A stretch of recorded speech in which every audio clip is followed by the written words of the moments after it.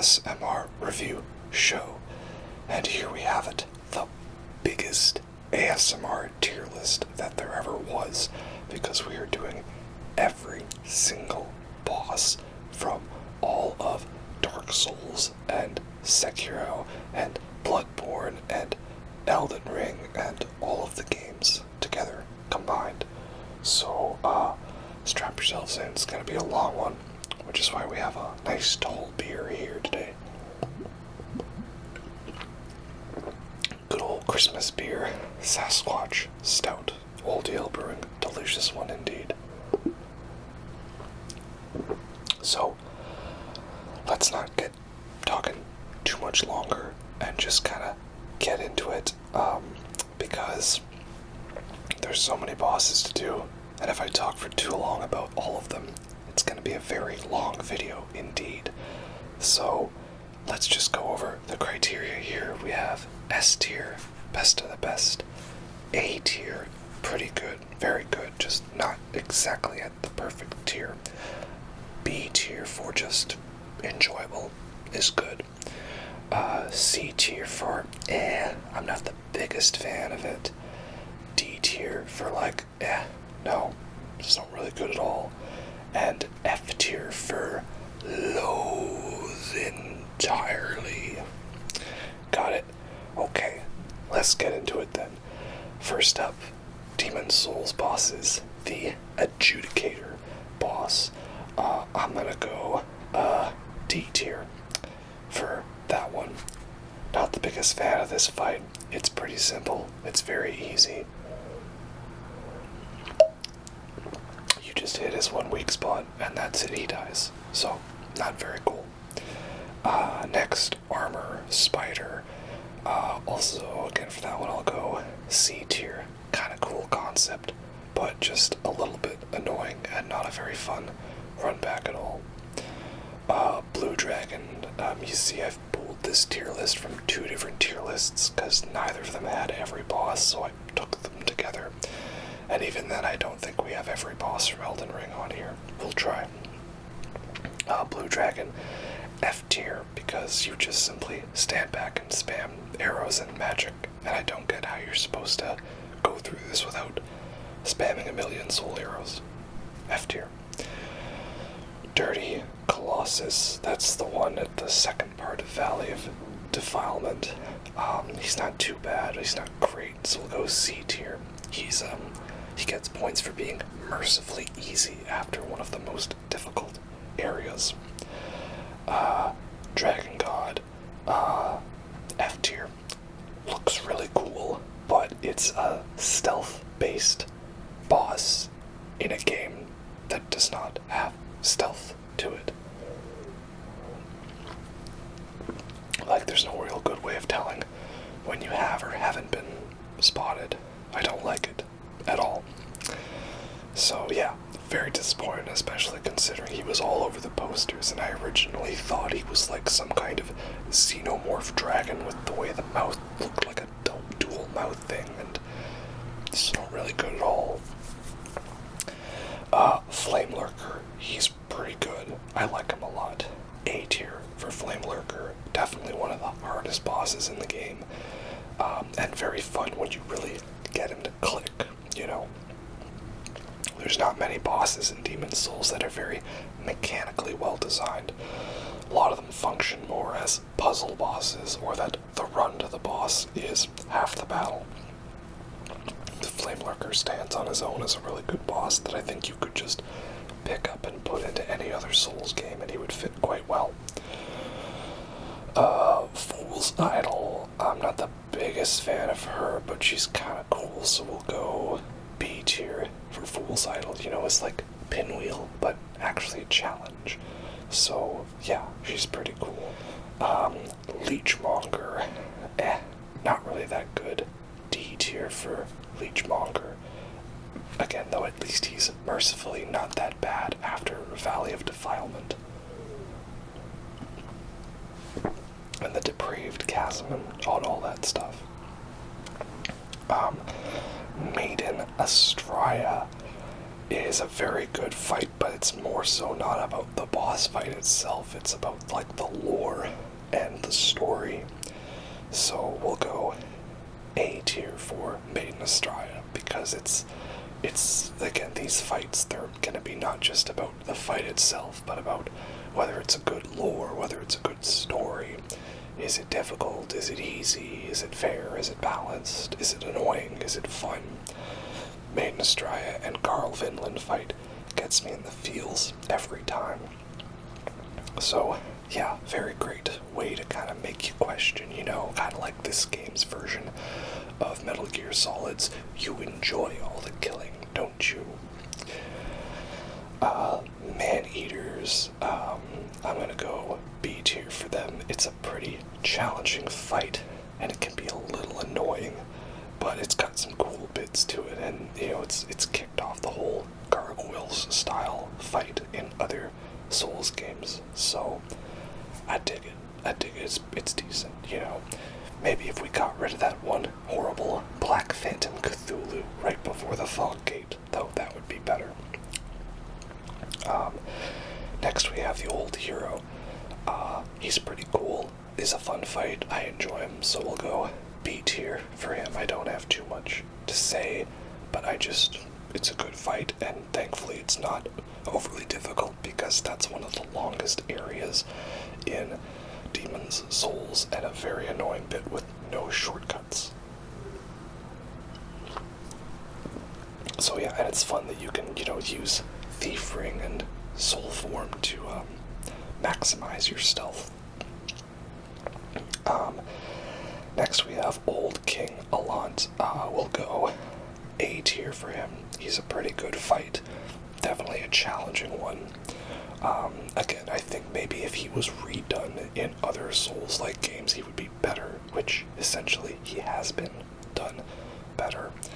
Very fun, not so final boss for the game. And yeah, all in all, enjoyable fight, very epic, and I like his story, so he gets an A tier from me. Old Monk is up next. Kind of an interesting fight, but also kind of annoying, so we'll go D tier for Old Monk, because if you get another player, you might get totally screwed over. And if you get the NPC, I hate how so many Souls NPCs just have the automatic perfect, dodge for if you have spells.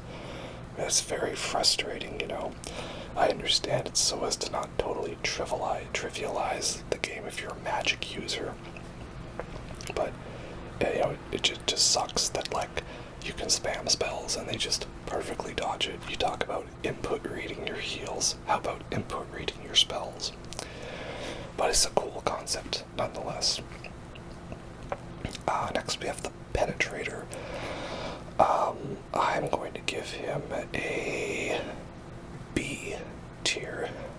He's a pretty fun fight, very cool design, definitely an inspiration for the main dudes in armor for most of the rest of the series. I just feel that, if you come in here with this game's version of Siegmeyer, whose name I forget, it's too easy of a fight. But he's a cool fight nonetheless. I just don't really think he has much of a story to him that I know of. So we'll go a nice solid B tier. He's a pretty good fight.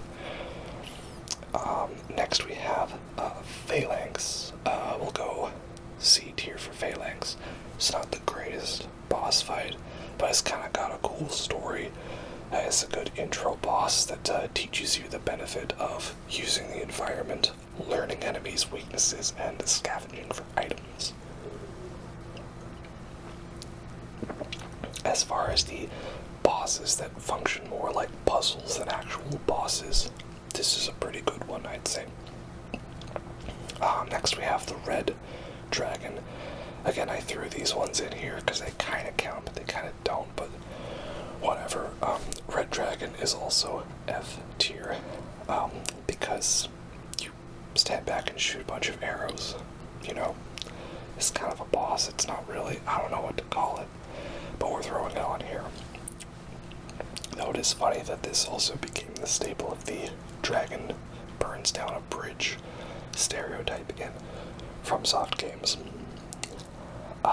Next we have the Storm King. Storm King, very fun fight. Bit of a gimmick, but very enjoyable, especially the atmosphere. So we'll say that Storm King is maybe an A tier boss fight, but maybe perhaps for Demon's Souls it's S tier. So we'll go S tier for this. I'm gonna kind of like try to balance them between like overall Souls bosses and also like in terms of the boss in the game, if that makes sense. So I love the Storm King fight. It's a gimmick fight, but it's real awesome and very cool and very pretty. And then we have the Tower Knight, and we'll also go S tier for him because it's just simple. He's a dude in armor, but he's a real big dude in an armor, and the puzzle's fun to figure out. He's got an epic score. It's fun to take him down through the power of ankle poking.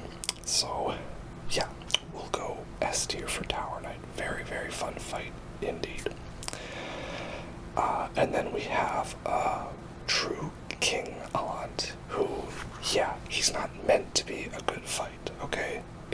He does exactly what he needs to fulfill in terms of the story, which is a total pushover that you beat because that's the real him that's been corrupted by the old one. But is it an actual good fight? No. However, I don't hate this fight, right? So we're going to avoid F tier for him and put him in D tier because F tier is reserved for just hate, or bad. And True Allant is not that. He's what he needs to be, but it's not good. So it's a D tier. And then finally we have the Vanguard Demon, who's the tutorial boss, and he's also a mini enemy later on. And he's the inspiration for the Asylum Demon and the Erdtree avatars, right? We've seen him throughout all the other ones. And you know what? He gets the job done well as a tutorial boss. It just sucks that you're really not meant to win that first fight. So we'll go C tier for him. So there you have all of the Demon's Souls bosses, my kind of spread of how I think they are. Now, let's get on to Dark Souls. First up, Artorias Knight. Artorias of the Abyss. He's an S tier boss. Obviously, I'm not going to come at you with a hot take on that one. He's a badass knight with a very amazing story, and he's so well done of a fight. He's very difficult for Dark Souls' slower playstyle. He's got so many moves, and he's awesome. We love a fallen knight story, something that they've tried to bring back in so many other games. Yeah, we love everything about Artorias. One of the best fights in the entire series. S tier, obviously. Next we have the Asylum Demon. Now, I think, is this different from Stray Demon? Yeah, so I believe Stray Demon is the one you fight when you go back, and Asylum Demon is the first one you fight. So Asylum Demon will go B tier for him. He's pretty good, he gets the job done, and he's cool that he's the new version of the Vanguard from Demon's Souls, so we like him, he's cool. Next we have the Bed of Chaos. Again, no surprises here. It's an F tier fight, because it's horrible. It's got a very long, annoying run back, so if you die, when you do die, it takes forever to do it again. It's a platforming puzzle boss that does not work in a game not designed for platforming. The only redeeming feature is that when you destroy each of the two sides of the arena, that those stay destroyed. You don't have to do them every time. But it's basically run, jump, hope you don't get one-shot by the fire, or knocked into the hole by the branches, and the boss dies in one hit. Very, very disappointing that that's meant to be like the main number one witch of Izalith. That was the corrupted version of her. Not good at all. this boss had a bonfire right in front of it, it would still be F tier, but I would forgive it for that. Next we have the Bell Gargoyles. They are pretty good. By the way, it's a very dark and stormy night. Merry Christmas, y'all. Happy holidays. We'll go A tier for the Bell Gargoyles. Very fun fight. Just makes you feel very triumphant overcoming that challenge to ring the first bell. A better version of the Man-Eater's fight from Demon's Souls. And if you fight him with Slayer, you feel like the dynamic duo. It's great. Capra Demon. Yeah, not really a fan of him. We'll go D tier for Capra Demon. Tiny Arena, the dogs that get you. He gets repeated as a regular enemy so many times. Just not a very fun fight. One you hope you can just run in and solve just like that. So yeah. Ceaseless Discharge. What a lovely, disgusting name. For him, we'll also go D tier. Not a fan of him. I try not to fight him the cheese way. That feels a little cheap. But if you do fight him normally, he seems like every attack one-shots you or stuns you, and it's just not a good fight. Though I do feel sad for the poor guy. It's a very sad story. You know, he's got the ring, the orange ring or whatever, to ease his pain.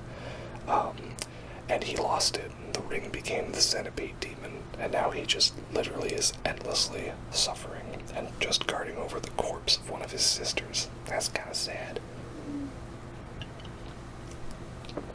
But oh well. And then we have the centipede demon, and yeah, I'm not a fan of this fight much either, so we'll also go D tier for that one. Tiny Arena you gotta fight in. He jumps around and knocks you into lava a lot. Just not that very enjoyable of a fight. But again, sad story that the Ceaseless Discharge is unintentionally responsible for his creation. Then we have the Demon Fire Sage. Yeah, not a fan of this one either. He's a reskinned Asylum Demon, but with fire attacks. So it's annoying that he's a reskin, but as a reskin, he's not too bad. So we'll go C tier for him on that one. You know, at least they gave him something different with the fire attacks. You know. Then we have the Four Kings. Some people might like this fight, but I don't really. I do the whole method of, you know, tank build and, you know, get your Chaos Swyander and your Crash Shield and all that. But even then, I still feel like I take massive amounts of damage. I always get hit by the ranged attacks. I can never seem to dodge the grab. I get hit by the AoEs a lot, and the grab drains your humanity, and the run back's very annoying. I just do not enjoy this fight whatsoever. But it's kind of spooky. So yeah, I dig it that much. It's a fight I just dread getting into, and I just want it to be over. So we'll go D tier for that. We'll spare it from F tier because it's not a hate, it's just a strong dislike. And then we have the Gaping Dragon, which is a pretty fun fight. Very interesting. He has a couple of annoying attacks, but is very spooky and inventive of a concept, so we'll go B tier for that one. Very cool, unique design. Then we have Gwendolyn. Cool story, interesting concept with the whole Covenant stuff, but I don't really dig it that much, so we'll go C tier for Gwendolyn. I just find it an annoying endurance fight. Yeah.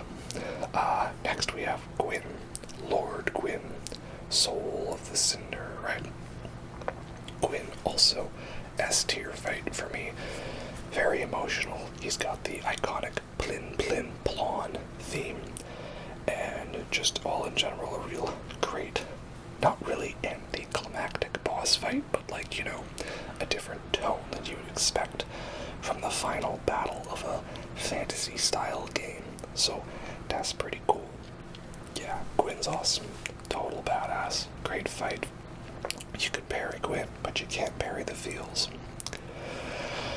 Then we have the Iron Golem. He's a fun fight. He's enjoyable. I like that you can summon Black Iron Tarkus for him. Tarkus. But, not too much there, so we'll just give him a nice B tier. Nice solid B tier for him on that one. Pretty cool. Then we have Black Dragon Calmate.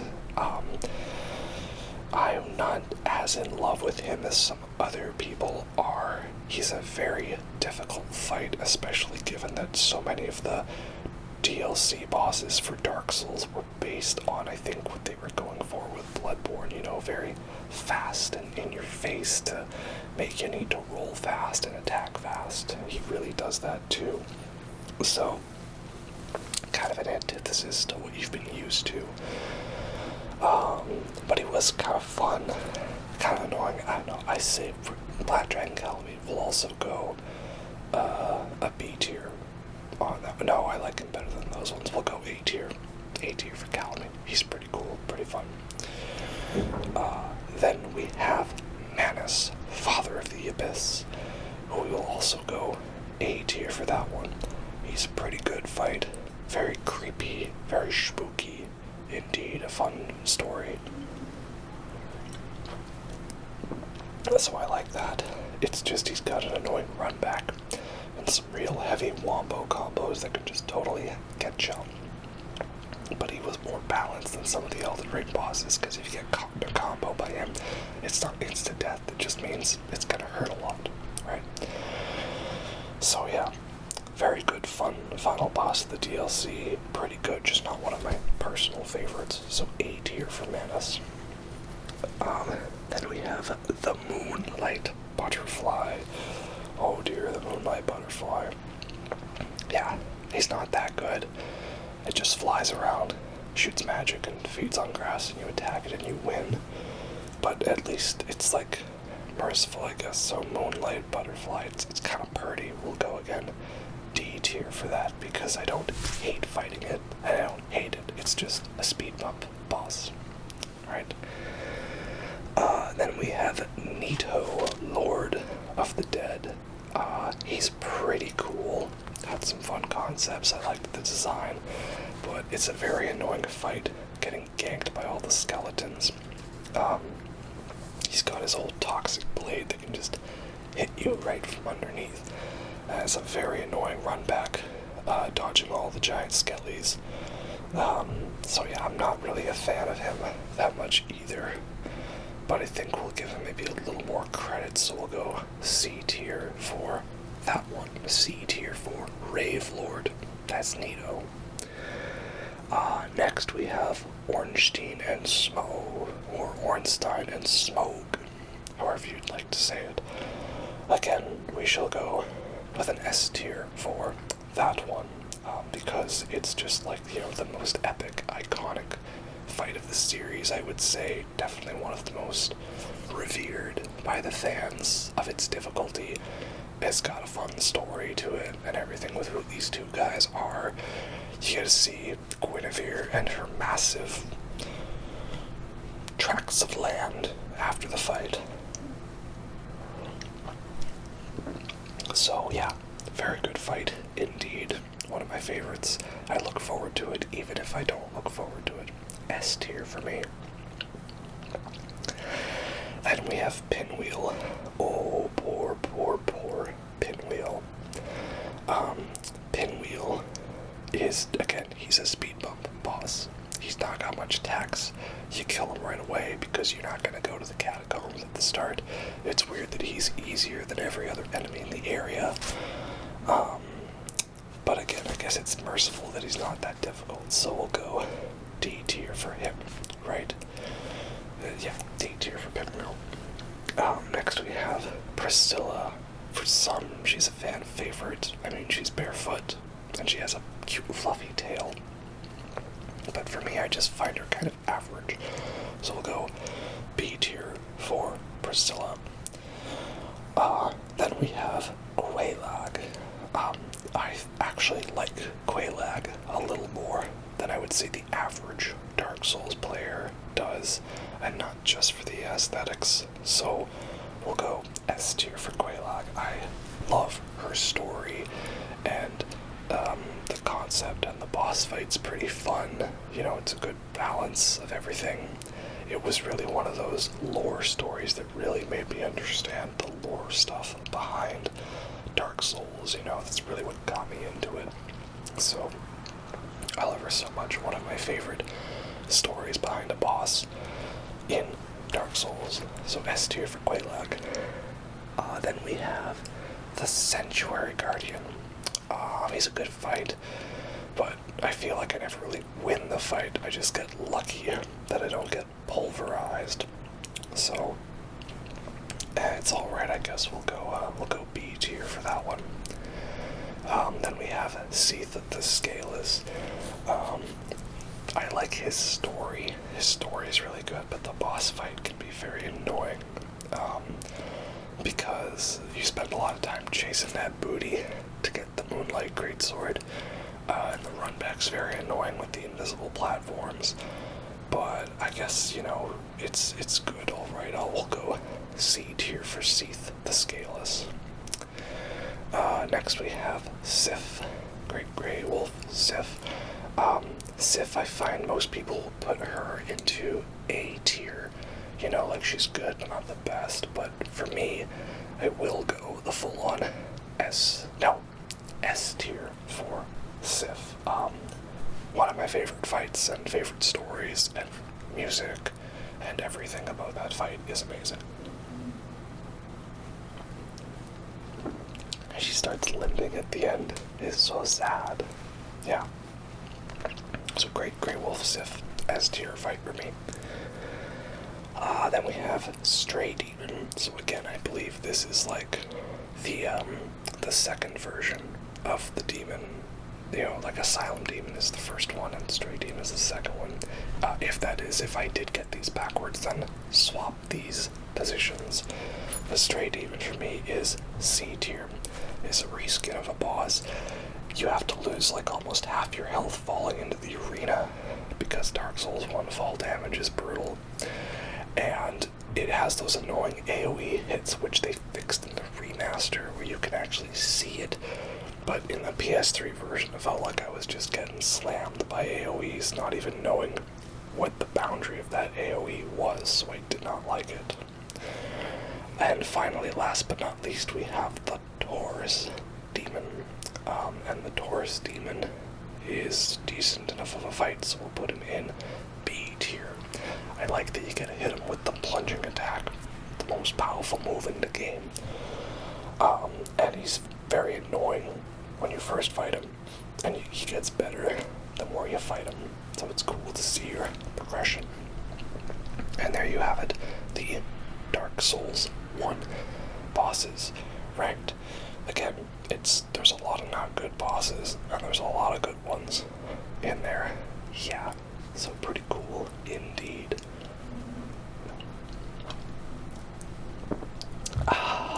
And now we move on to Dark Souls 2, of which it will not be that many good ones. Some people like Dark Souls 2. I'm not in that. It's definitely my least favorite out of all of the Souls games, because they went for really hard on the quantity over quality. Not as good of a balance as Elden Ring found, I think. So, first up, we have Ava, King's Pet, from the Scholar of the First Sin DLC. It's an alright fight, but it's kind of annoying, so C tier for that one. Next up, Aldia, the very final boss of the game. Very cool story, but not that great of a fight. Kind of annoying. So again, also C tier for Aldia. Ancient Dragon. Ooh, Ancient Dragon. Yeah, we're going hardcore F tier on Ancient Dragon. It's got like a boatload of health. You just get nearly one-shot by its fire all the time. It's just not an enjoyable experience, which is a shame because it's a very pretty looking fight, but not enjoyable whatsoever. Belfry gargoyles are next. Again, also really don't like that one. Though at least it can be balanced. If you only attack like one gargoyle at once, you can prevent too many of them from spawning in. But you gotta be careful about that. It's a DPS test. So, yeah, Also really don't like that one, really hate it, so F tier for that one. You sensed a pattern here. Blue Smelter Demon. It's tough because I like the Smelter Demon fight, but it's in one of the worst areas and it's a reskin, but it's kind of slightly changed. I'll go C tier for that one. I don't want to just rank him based on the area, but like it is kind of a part of the experience because, you know, if you die and you have to run back to the fight, that is included. But he's kind of a cool fight, so we'll go C tier. Covetous Demon. You know, good old Jabba the Hutt. I like the little blob, he's entertaining, and it's not like he's an annoying fight. He's just like not a good fight. So yeah, we'll go D tier for him on that one. Sorry, Jabba. Dark Lurker. He is a very cool fight. Very challenging, but very fun. Sucks that you gotta waste a human effigy every time, though, that you die to him. So yeah, we're gonna go, I think. Oh, but he's such a cool, unique design. He's so cool and pretty, and he does magic attacks. And oh, it's kind of frustrating, though. In my mind, he's one of the better ones, so we'll go A tier for him. Next up, the Duke's Deer, Freya, Giant Spider. It's a very annoying fight because of all the mini spiders, but I think they're scared of the torch. And I don't remember having too much trouble with it. That's not the greatest area, so we'll go C tier for that one. Demon of Song. Very cool, unique boss, very spooky with the whole singing and stuff. And it's not too bad of a fight. He's okay though. We'll go C tier for him on that one. The Dragon Rider. He's a knight in armor. Plenty of dudes in armor in this one. And I think he's probably like, you know, category. Oh no, he's different from Twin Dragon Riders. Okay, he's a cool fight. It's fun that you can knock him off the arena. We'll go B tier for him. Elena, a Squalid Queen. Really don't like that she spams you with magic and summons Vilstat, of all people, to fight you. Yeah, did not enjoy this fight that much. Found it kind of annoying and just artificially difficult. And everyone has too much health. That's a problem with lots of the bosses in this game. So, yeah, we're going a D tier for that one. The Executioner's Chariot. He's a cool fight, a cool concept. Fun that he's kind of like back to that puzzle boss style from Demon's Souls. And really, the real boss of that area is that red phantom guarding the door. So yeah, I enjoy it. It's kind of fun. We'll go B tier for that one. The Flexile Sentry. He's not that great. Just kind of random, bit of a cool design. Dude in armor. We'll go C tier for that one. The Fumed Knight. Yeah, a lot of people really, really love Fume Knight, and I do think he's pretty cool, very entertaining. I like how if you wear Vilstat's armor, he gets pissed and just buffs himself right away. But I'm not as in love with him as everyone else, I think.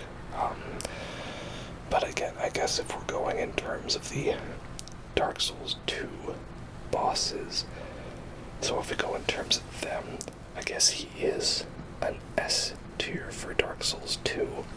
but he's more of an A tier for talking overall. But again, I want to spread these out a little more, so he gets bumped into S tier for that way. Very fun fight. The Gank Squad Grave Robbers. Oh, that's going in F tier for me. Really don't like it. You just get attacked by 3 random NPCs and they gank you, and it's a horrible area, and it's just not really good at all. The Giant Lord, he's pretty cool, pretty fun, kind of annoying, you can barely see what he's doing. But it's an interesting design, but we'll just go C tier for that one. The Looking Glass Knight, the Mirror Knight, shall we say.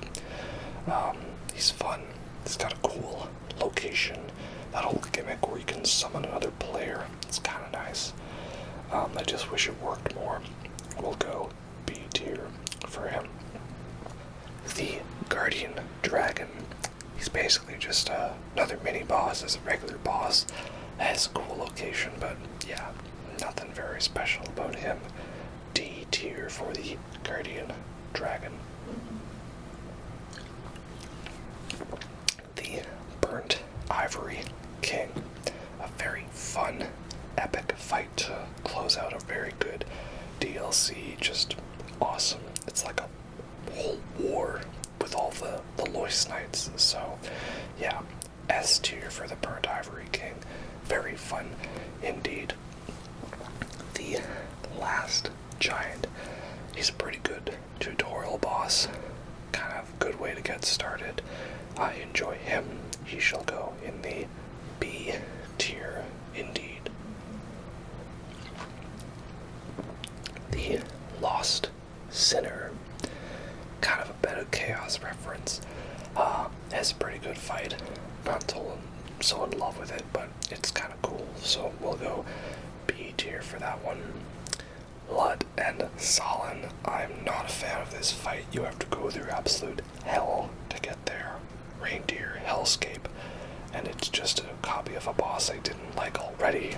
So we shall go F tier for that. I just don't even bother. Do you even get anything good from winning that fight?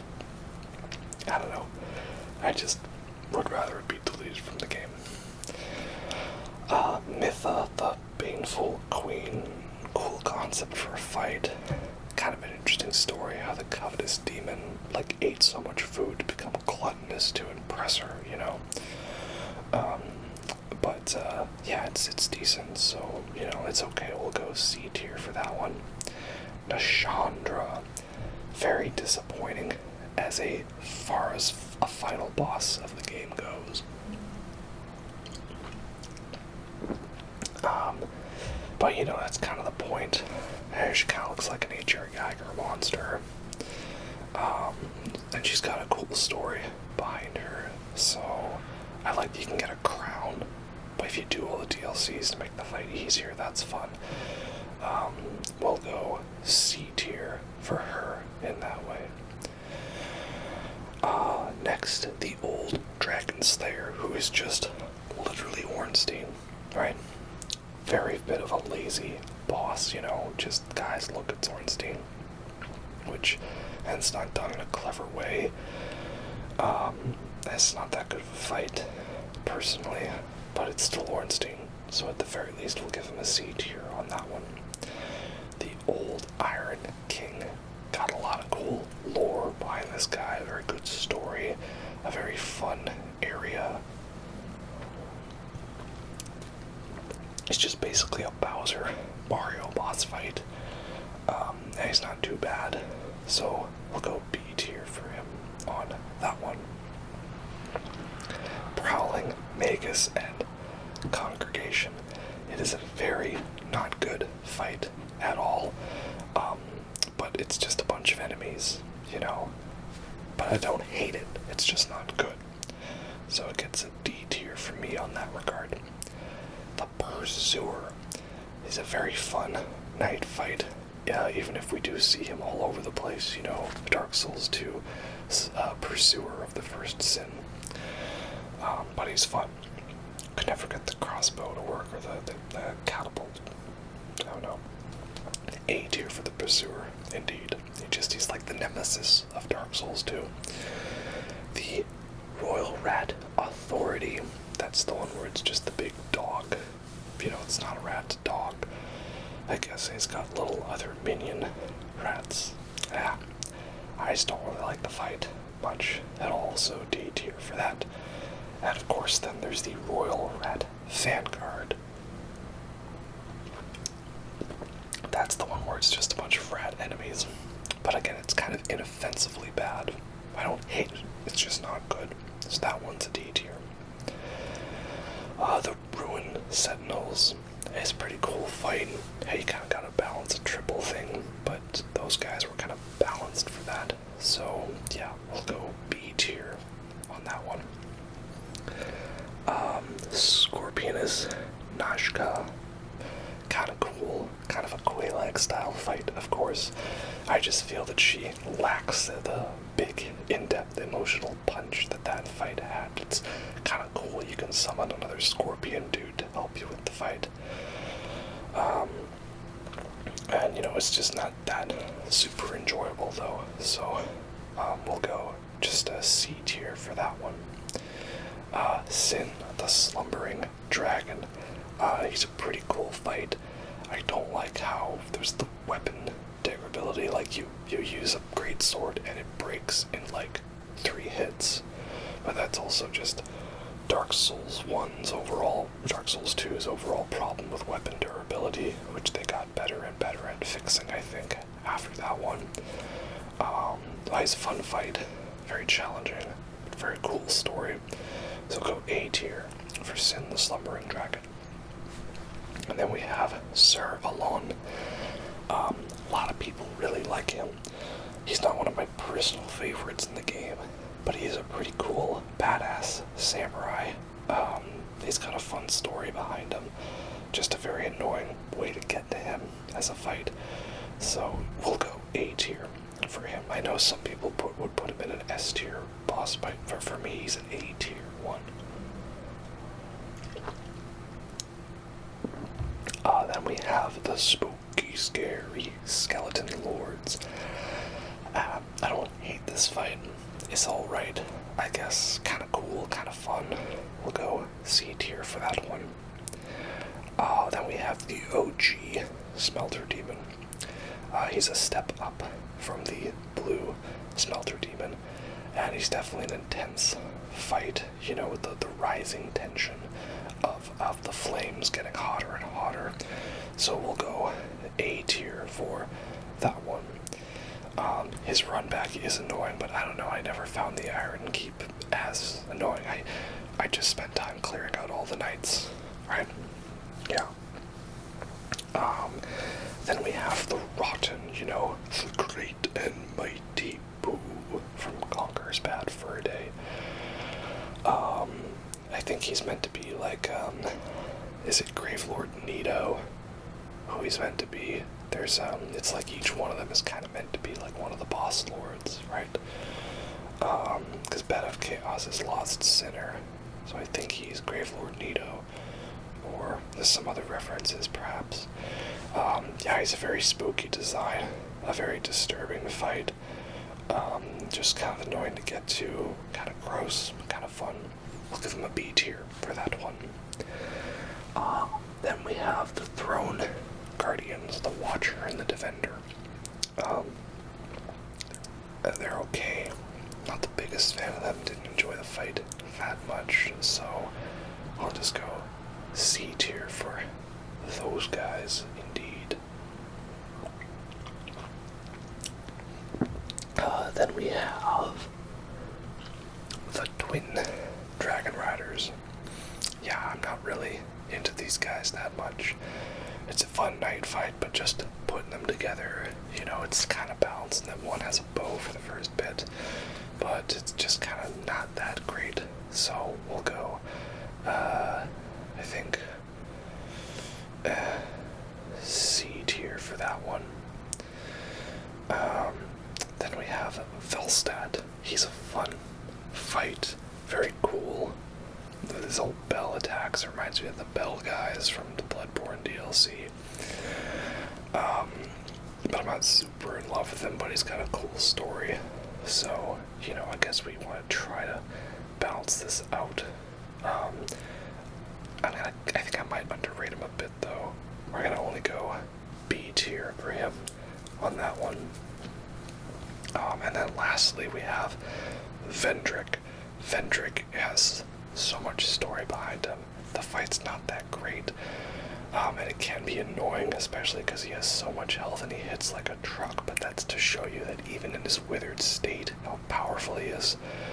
And we've just been on this big, epic quest to find him over the whole course of the game, Yeah, he's pretty cool. We'll give him an A tier in that, and there you have it. The Dark Souls 2 bosses, again, most of them not the biggest fan of. There's a couple of standouts here and there. It's just like, even my top couple of them, like Fume Knight and Ivory King, I feel don't compare as much to these guys, but again, we're kind of doing it like in terms of the game and in terms of overall, and finding some sort of balance in all of this. Okay, Dark Souls 3 time. They put Dark Souls 3 first before Bloodborne. The Abyss Watchers is an A tier fight for me. It's very fun, kind of cool inversion on the whole gank fight where an Abyss Watcher helps you out. And it's the Artorias fan club. They're pretty cool. What can I say? Aldrich of the Deep. Not the biggest fan of this fight. He can be kind of annoying, but he's got some cool bits. I'm pretty sure that Guinevere is no more because he ate her, or at the very least he ate Gwendolyn. Guinevere might be weird slime lady in the Cathedral of the Deep, I'm not sure. Yeah, so he's kind of annoying, but kind of a cool story. We definitely don't like him. We'll go a solid B tier for that one. Then we have the Ancient Wyvern. It's a gimmick fight. It's all set up so you can do the plunging attack. The plunging attack is the most reliable move in the game. But that's okay, it's a fun spectacle, I guess. Just wish it was more boss fight per se. So go D tier for that one. Indeed. Then we have the Champion's Grave Tender, which I don't really like that fight. It's just a fight against a regular NPC dude, and then a giant wolf shows up. I'm guessing they were trying to elicit, the whole Sith emotions in that fight, but I don't think they did that good of a job of it. So I don't really dig it that much. It's kind of hidden in a very obscure and annoying way to get to, with just sending all the branches like it's the Great Hollow 2.0. Yeah, I just don't really dig it, so we'll go D tier for that one. Especially compared to Dark Souls 3 bosses typically being very good. Then we have Champion Gundyr. A very fun fight indeed. Very tough, very challenging, but very good. Solid A tier for that one, especially the cool uniqueness of that area. Then we have the Crystal Sage, which is not that great of a fight, but kind of cool, kind of a unique, entertaining one. We'll go C tier for that guy.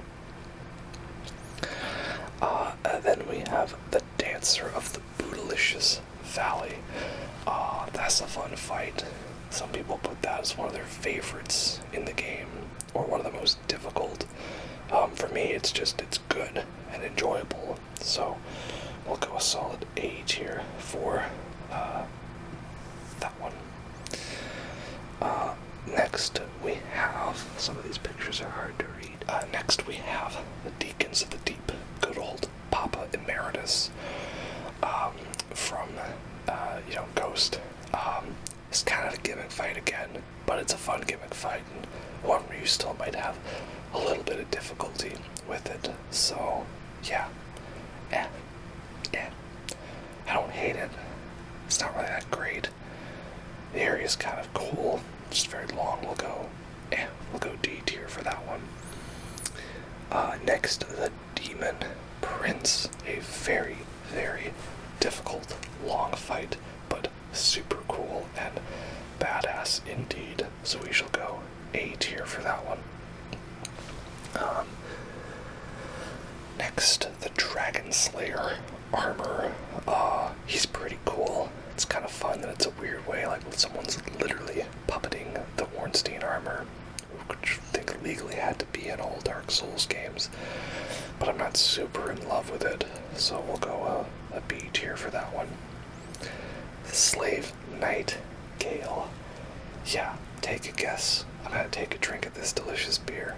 Take a guess where you think he's gonna end up.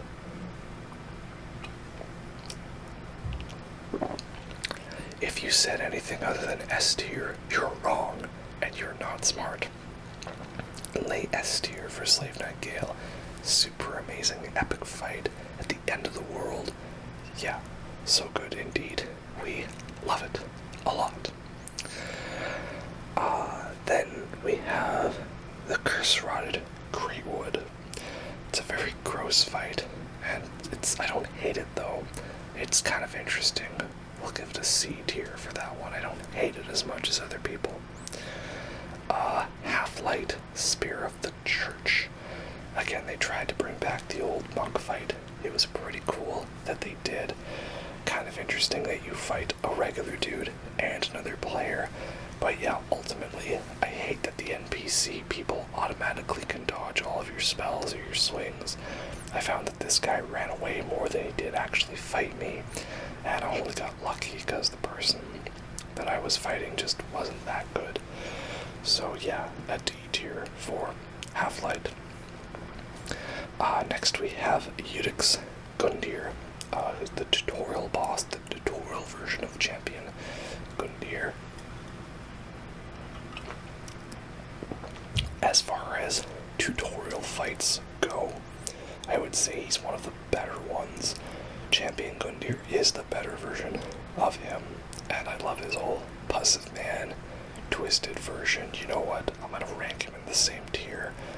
It's also an A tier fight for me. Just such a great entry, and it was the first boss I ever fought in a Dark Souls game. Then we have, they put King of the Storm as like its own phase, separate from Nameless King, which I don't really agree on. So we're gonna rank Nameless King, just assuming that it's the whole phase. So King of the Storm is pretty good, and it's kind of fun. We're just kind of putting him and Nameless King where they belong, and I'm not as in love with Nameless King as everyone else.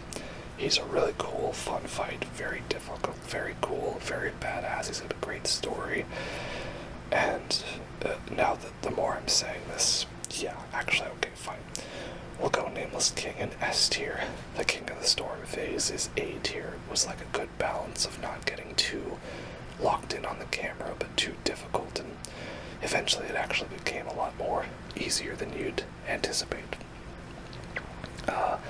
Dark Eater Midir, King Gojira in a Dark Souls game. He's got the Atomic Breath laser. He's a difficult fight, but he's so much fun. Yeah, Dark Eater Midir is also S tier. We love him so much indeed. He was probably the boss I was the most hyped for to fight in the DLC, and that's what we did. Next, Osiris, the Consumed King. He's got a very, very creepy story behind him. Very spooky indeed. But he can be a little annoying to fight.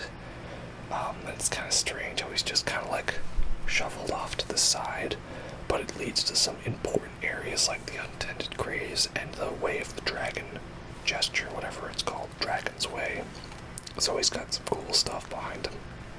So we'll give him a nice, good middle of the ground B tier for Osiris. The Old Demon King we'll also be giving it a B tier for, because I do not hate the Demon Ruins. I think they're a very interesting area, and I think he's got a very sad story behind him that's underrated. So I like Dual Demon King. Then we have Pontiff Sulivan, which is a very fun fight, and he's a very despicable character. So I like that a lot. We shall go a nice solid A tier for him. Sister Freed. This might be my controversial opinion, but I never really enjoyed the Sister Freed fight that much. I just found it overly long, overly tedious, overly difficult. I just got frustrated at it. I used a bow and arrow for phase 2, because I was just sick of it, and I kept running out of flasks. And I'm not really too invested in their story or their lore. I don't really know what the deal is, per se. So yeah, I'm actually only gonna go a B tier for Sister Freed, which I think is a controversial opinion. Some people really love the fight and dig it, and that's cool, but I just found it annoying, tedious, difficult, not entertaining. Yeah. Soul of Cinder. That is a hardcore S tier fight for me. It's just everything I wanted from a final boss. Somehow both Soul of Cinder and Slave Knight Gale are the perfect final boss for Dark Souls in their own way. You know, he brings back the plin plin plon theme when in the second phase. It's everything you could ask from a final boss, and it's moments like that that make Dark Souls 3 my favorite of the Dark Souls trilogy.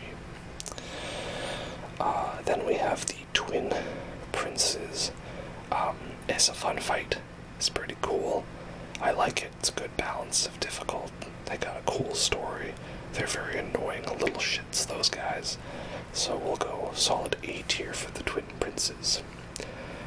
Then we have Fort, also of the Bootylicious Valley. What is it with these Boreal Valley people and having some real nice smackable booties? He's a fun fight.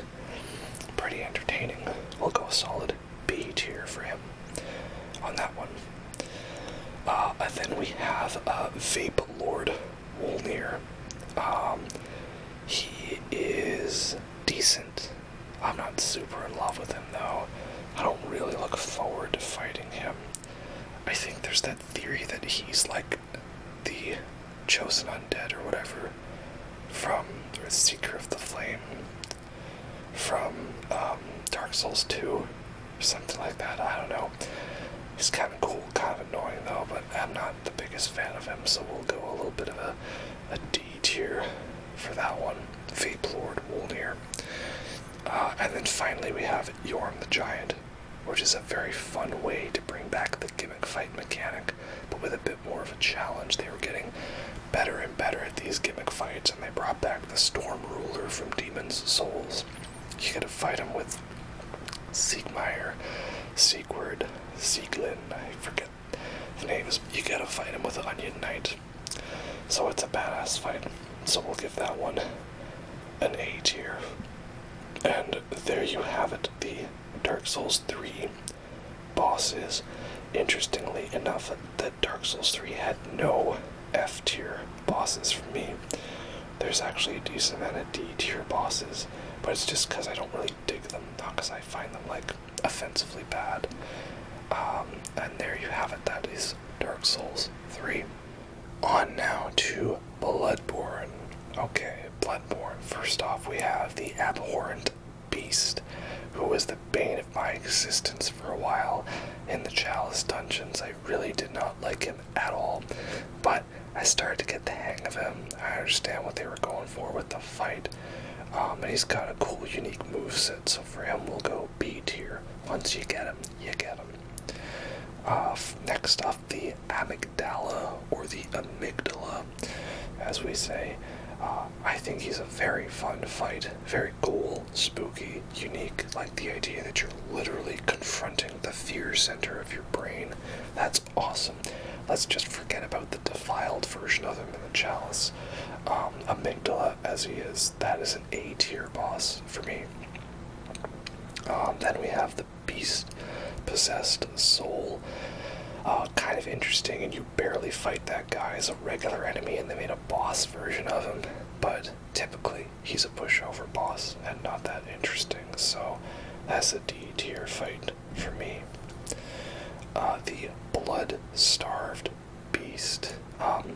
He can be very challenging at the area of the game when you do fight him. But he's a pretty cool, unique design. You know, good old skin flaps over there, shall we say. So he's pretty cool and interesting. We'll give him a B tier for that one. The blood-letting beast. I find him to be a little annoying in that his ground pound slam is actually a secret AoE that even gets the area behind him. But if you go all out with the beast claws on the legs, it can be pretty fun. There's also the freaky headless version of him. So he's got some interesting styles to him, I would say. We'll also go B tier for him. And then we have, well, one, he is a boss in the Chalice Dungeons. It's the Brain Sucker. You know, it gives you the good suck. And they're very annoying enemies, but like in the right way. They creep you out in a good way. They're not too difficult to deal with. You know, is he meant to be a boss? No, not really though. So we'll go D tier for him for that. As a regular enemy, he's kind of cool, but not as a boss. Then the Celestial Emissary. He's kind of funny, kind of entertaining, you know, fighting all the blue goobers. And it's funny that he just grows into a giant one. It's kind of interesting. And it's a very spooky area. But yeah, ultimately, not that much to it. So that's a D tier for that one. The Cleric Beast is a very fun fight. Very difficult for the early game.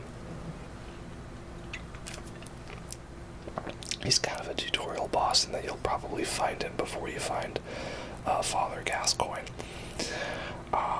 And he can be very tough. He's got a great entrance, great soundtrack. Yeah, he's pretty cool as a fight. We'll give him an A tier for that one. Then we have Dark Beast Parl. I'm not the biggest fan of him because he's kind of a DPS test personally. But he's kind of interesting. Kind of a unique design. The less said about Laurent Dark Beast or whatever, you know, the super version of him, the less said about him, the better. We'll go C tier for that one. Then we have the Priestess of the Cosmos, a very spooky fight, very sad fight too. You know, she doesn't even want to attack you because she's just been like prodded and poked and tortured by all the church people for so long, and she's desperately trying to revive Rom. Yeah, very sad fight, very spooky fight, very difficult fight. That's very cool. She's a full-on Lovecraftian nightmare, so we'll go A tier for Ibritas. Next we have Father Gascoigne. Such a great intro boss to the game, you know.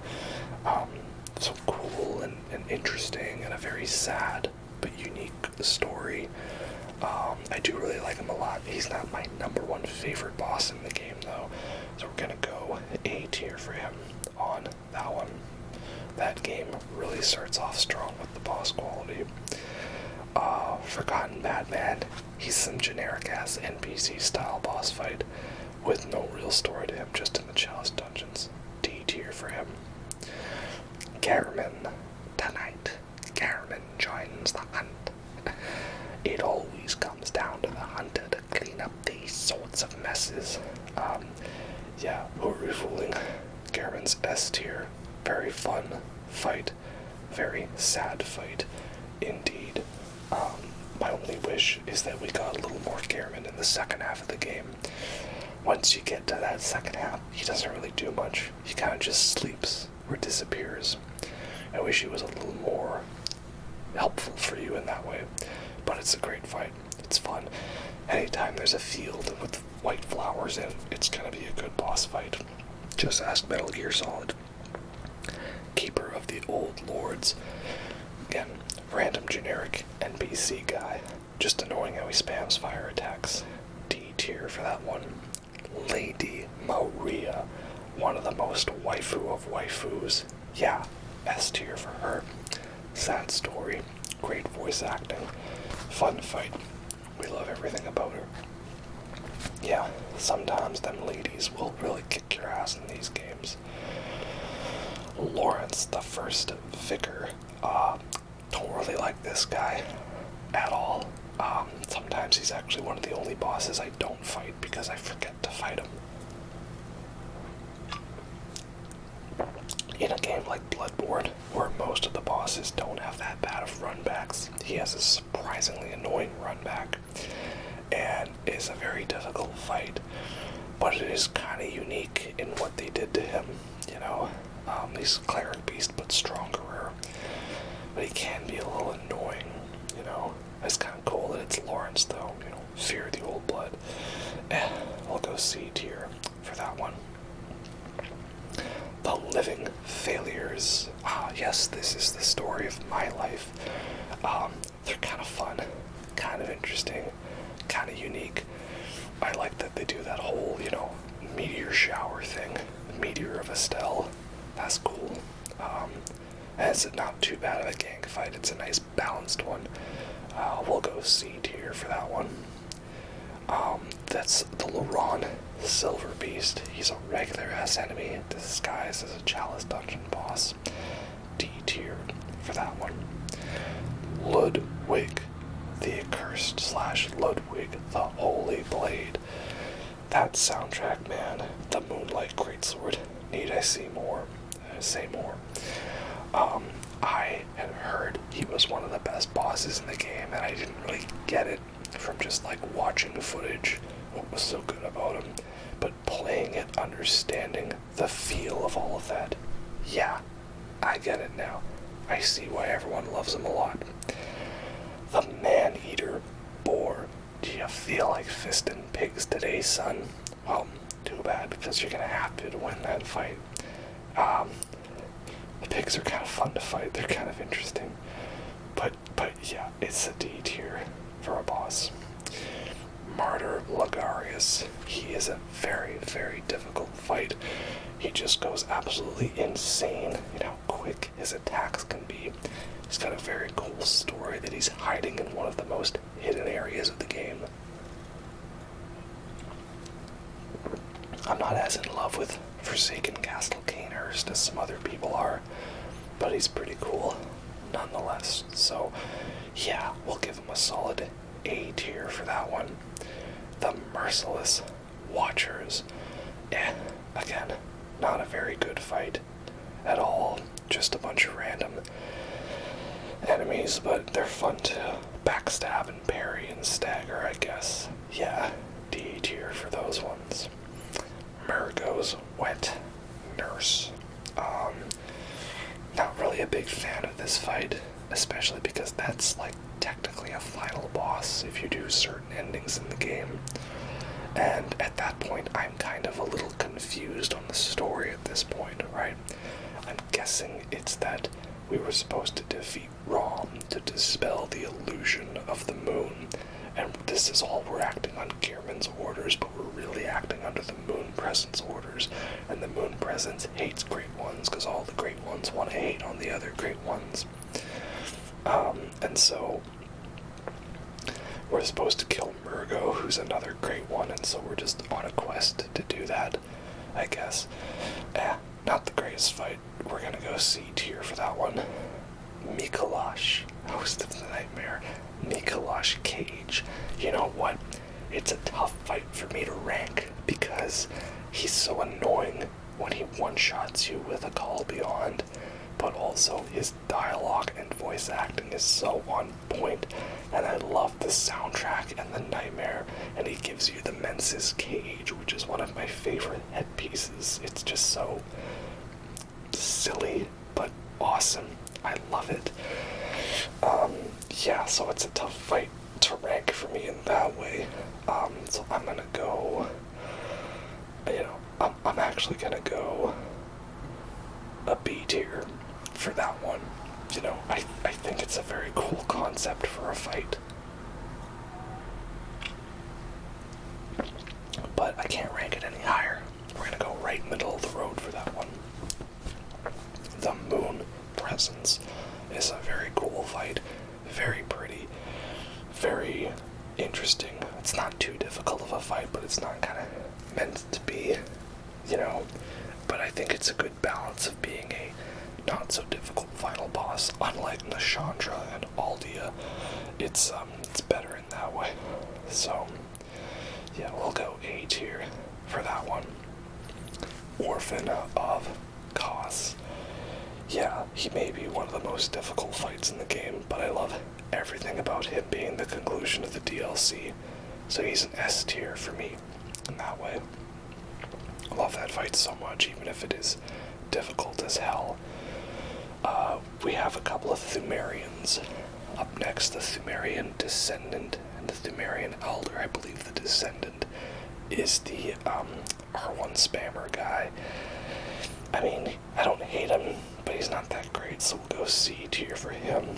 And Thumerian Elder, I barely remember, but we'll go C tier for that guy as well, because they're kind of interesting designs, not like ones where they've got something bad about them, just not that great. Yharnam, Thumerian Queen Yharnam. Very cool, very unique, well-hidden fight. Just annoying that you have to go through so many defiled chalice dungeons to get there. That's very frustrating. And is getting to her at the end actually, like, worth it? I'm not really sure about that. And I hate the freezing mechanic. So, with her, well, we'll go B tier for her. Rom, the vacuous spider. Kind of a cool fight. Kind of annoying. Kind of interesting. I don't hate it. I like it. We'll go B tier for Rom. Grant us eyes. Shadows of Yharnam. They're pretty cool. They're kind of interesting. The ring ranks. It's a nice balanced gank fight where it doesn't feel too one-sided and annoying. We'll go B tier for them as well. The One Reborn. Very interesting. Kind of cool way to bring back the Tower Knight style fight. Yeah, I think it's alright. We shall go with another B tier for that one. The Undead Giant. There's a couple variations, like the Ball and Chain one, or the Axe Hammer one, and they're all kind of okay, kind of interesting. They're kind of unique, but not that great. Yeah, we'll go C tier for them. Vicar Amelia. She's pretty cool, very sad soundtrack, and I love her cutscene transformation. You know, she kind of looks like the singer from Heilung or Heilung. You know, that weird Icelandic Scandinavian band. Yes, that's pretty cool. So, I like her a lot. It's a good balance of upping the difficulty fight, so we'll go A tier for that one. The Watchdog of the Old Lords. Well, it depends. If we're talking Defiled Watchdog, that's an F tier fight. If we're talking regular Watchdog, though, kind of cool, kind of alright. Not totally in love with him. We'll go C tier for the Watchdog. And finally, we have the Witches of Hemwick.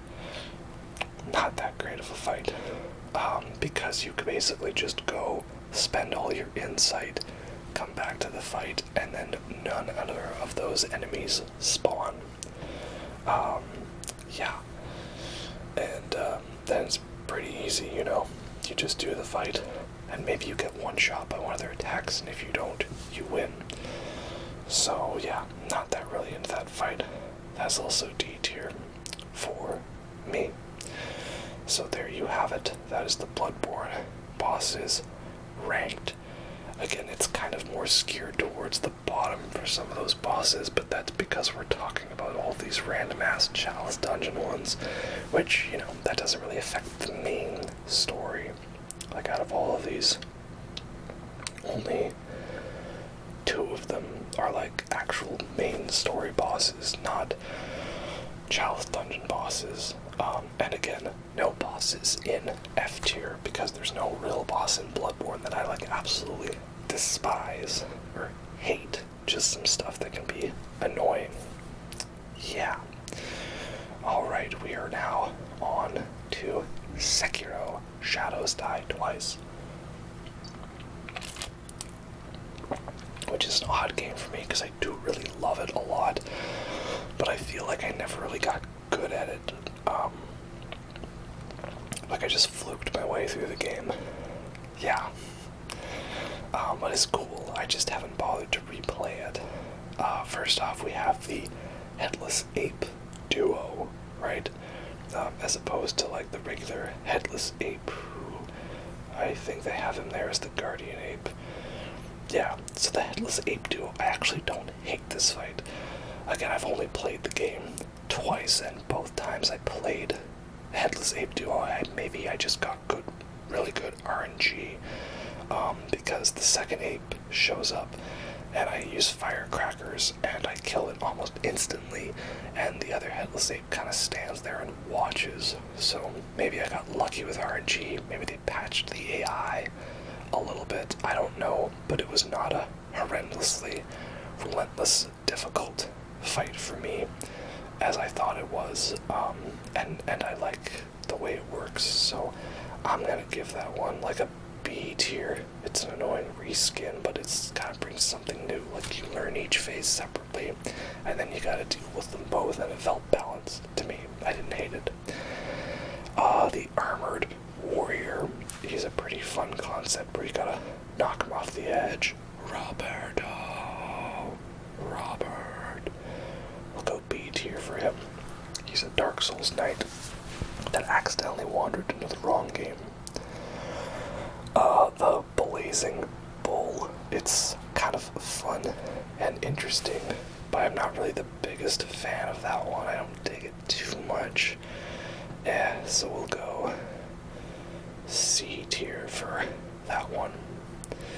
The Chained Ogre, he does have layers to him, like an ogre or like an onion, but his grab attacks can be very, very annoying. I feel like Sekiro punishes you a little too heavily for side dodging rather than jumping, or jumping rather than side dodging, you know? Like, especially with some bosses, the grab attacks, I just run to the other side of the arena, because if I dodge it wrong, they'll warp time and space to grab you. That's, I think, the tough part about Chained Ogre, but it can be a bit of a fun challenge, so, we'll go C tier for him. Next, the Corrupted Monk. It's a very simple fight, but it's a very good fight, and I like it, so we'll go B tier for Corrupted Monk. The Demon of Hatred. He's a Bloodborne boss that accidentally made his way into Sekiro. Armored Warrior is a Dark Souls boss in Sekiro. Demon of Hatred's a Bloodborne boss in Sekiro. And we like it a lot. He's a fun challenge, very sad, very haunting. A tier for the Demon of Hatred. The Divine Dragon. He's a very fun gimmick fight. Good balance of, again, like having to do something and win. I'm bad at the lightning conversions, but that's okay. He's very pretty. Yeah, so I like him a lot. He's very good. We'll also go A tier for him on that one. The Drunkards. I don't really like them that much, especially because the game throws a bunch of other regular enemies at you at the same time. Not really into that. That's just very frustrating. You gotta pick them all off one by one, and it's just tedious to do. But their moveset isn't that difficult to deal with. I'm just going to go D tier for the Drunkards. Emma, the Gentle Blade. A very fun character. A very great story, but kind of an annoying fight. Again, I found some of her grabs can just like perfectly home in on you. There's some very questionable hitboxes in that game. And I'm not super into the fight, but she is. She's got a good story to her. She's meant to be a little warm-up. So we'll balance it out and we'll go B tier for Emma. The generals, right? There's all the different general enemies you fight. And sometimes they've got spears and sometimes they've got swords. They're a good fight. Oh, I see. 7 spears is its own category. Okay, just the sword generals. Yeah, pretty good. Good balance being a tough enemy. I'd say, we'll go C tier for them. Kenichiro. Now, I believe this is meant to be, just specifically all of his forms. Yeah, Kenichiro Ashina. He's a very fun fight. Your rival throughout the game. Gonna go A tier for him. A very fun fight. Like how he just keeps coming back and he's just determined. And you just keep getting more and more confident on him. That's fun. Let's see here. We have Great Shinobi Owl and Owl Father ranked separately. I'm probably going to rank them the same though. Great Shinobi Owl, we'll go A tier with him.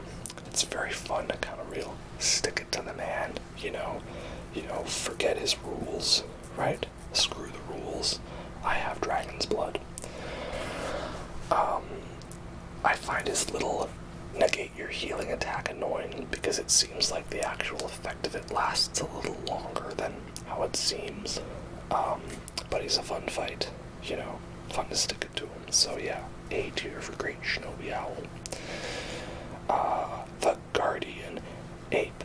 He is a very difficult fight and very annoying, but also very fun.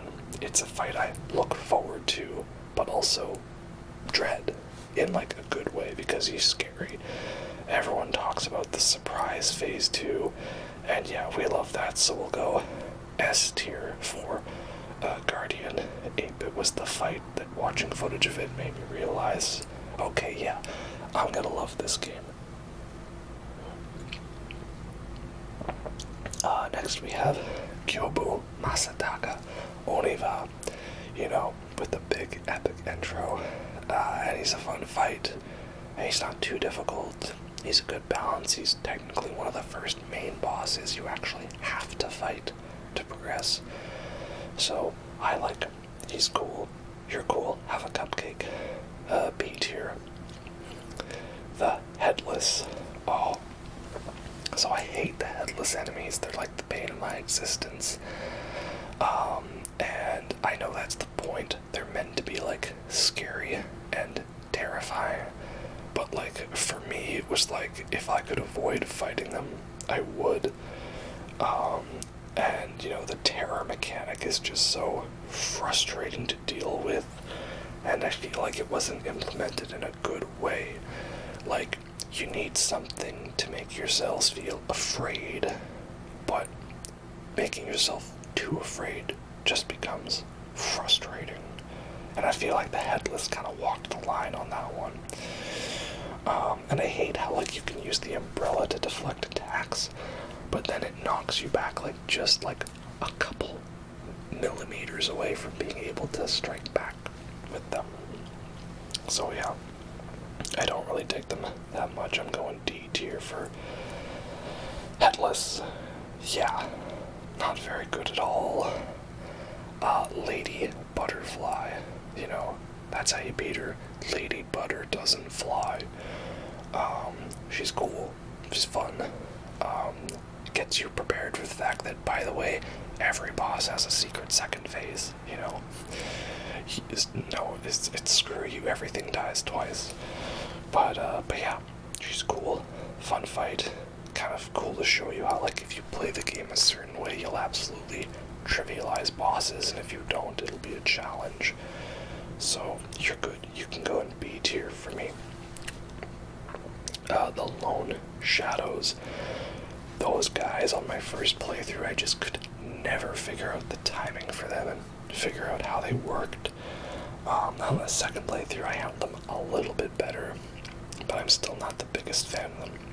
I also don't like how, it's an entire army of one-armed dudes. You're not unique. because you can revive, everybody revives, and you're not unique because you have one arm, because everything's missing an arm. The Divine Dragon's missing an arm, the Demon of Hatred's missing an arm, because the Sculptor is missing an arm, because the Lone Shadows are missing an arm. C tier, Lone Shadows. The long-armed centipede guys. He's an R1 spammer. You just literally spam block and you win.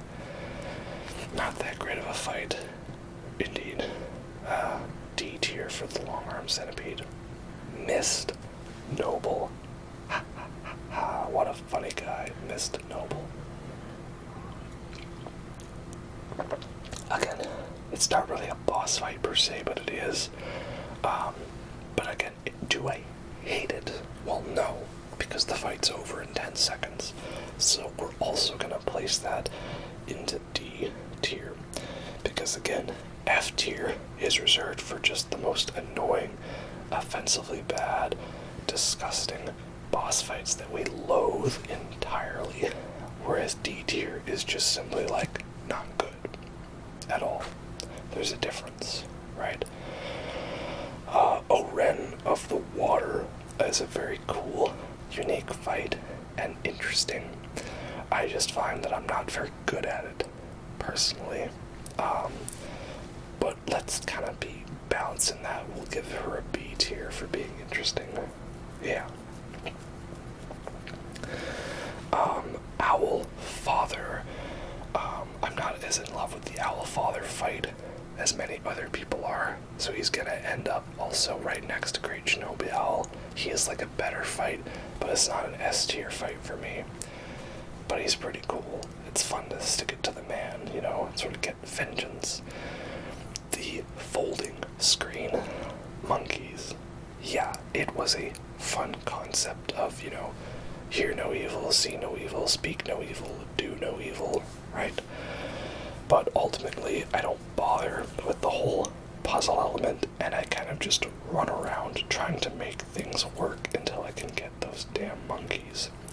So yeah, as a puzzle boss, it fails for me in that aspect. And I just don't like it. It's annoying. So that gets an F tier for me, because I would rather just skip it. The 7 Spears. There's not as many of them as there are generals, and they can be very annoying to fight, because, like, you can Makiri counter them, but they just knock you off into a counter. And they can be very difficult, especially that last one where he has a general buddy with him, so you gotta make sure you mind control that guy. Yeah. We'll also go C tier for those guys. Shichiman Warrior. These guys I just do not dig whatsoever. If you get an aerial attack, you can just insta-kill them, which is nice, but your options to do that are limited, and they just insta-kill you with the terror effect. I mean, I like that you can pause the game to give yourself items to cure terror. That's nice. But yeah, again, I don't know whether Shichiman Warrior or Headless are more annoying. So we're just gonna keep them at the same tier of D tier. Shura Ishin, he is a fun fight. Very emotional, you know, Sekiro. It was not meant to be. I just feel that, like, while the Shura ending is cool, that you could end the game early, that the boss fights you get aren't as rewarding, and you miss out on a lot of cool content.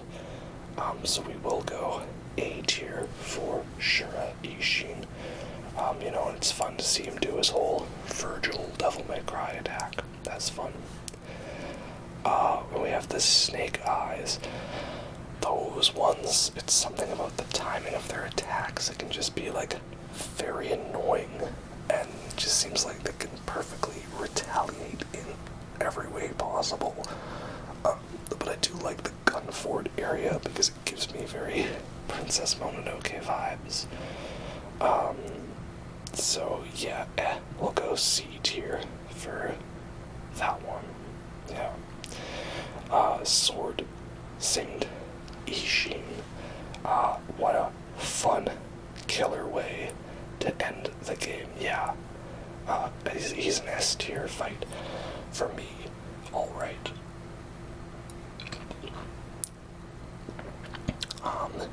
because it's just a big epic battle. It's lengthy, combines everything you know, and it really makes you feel like you've mastered the game's combat, or at least figured out enough to fluke your way through it. You know, hesitation is defeat.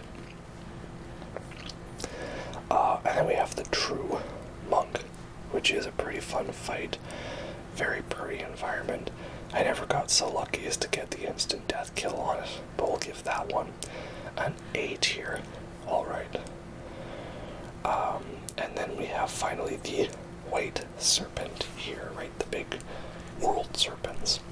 They're pretty cool. They're fun, but they're not really boss fights, so as they are obstacles. Though, I like how with this, it's not like disguising a boss as a puzzle like the Dragon God, right? And you can make your way back into stealth if you get spotted. It's not a full-on insta-kill. So yeah, for the white serpent, we'll give him at least the benefit of a C tier, because I think he's very cool, very pretty, very fun design indeed. And there's so many fun tricks you can do, like getting accidentally eaten to teleport yourself somewhere else. That's nice. So, there you have my Sekiro ranking again. To illustrate why I enjoy Sekiro, but it's not my favorite game. We've only got 2 S-tier bosses up here, as opposed to many more from the other games.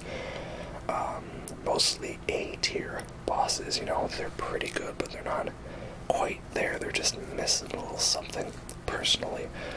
And a lot of mini bosses that aren't all that great.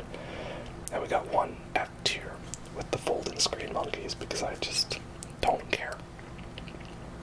And we've got the Elden Ring bosses to go through. Now again, even combining 2 separate tier lists, I don't think I even have everybody on here. Like, I don't see the Mad Pumpkinhead. That would be a C tier fight for me, by the way. So we'll see what we've got, and if anything got left out, I don't think it was anything too important. Just maybe some mini bosses that count as also regular enemies. You know, we've got the most important ones here.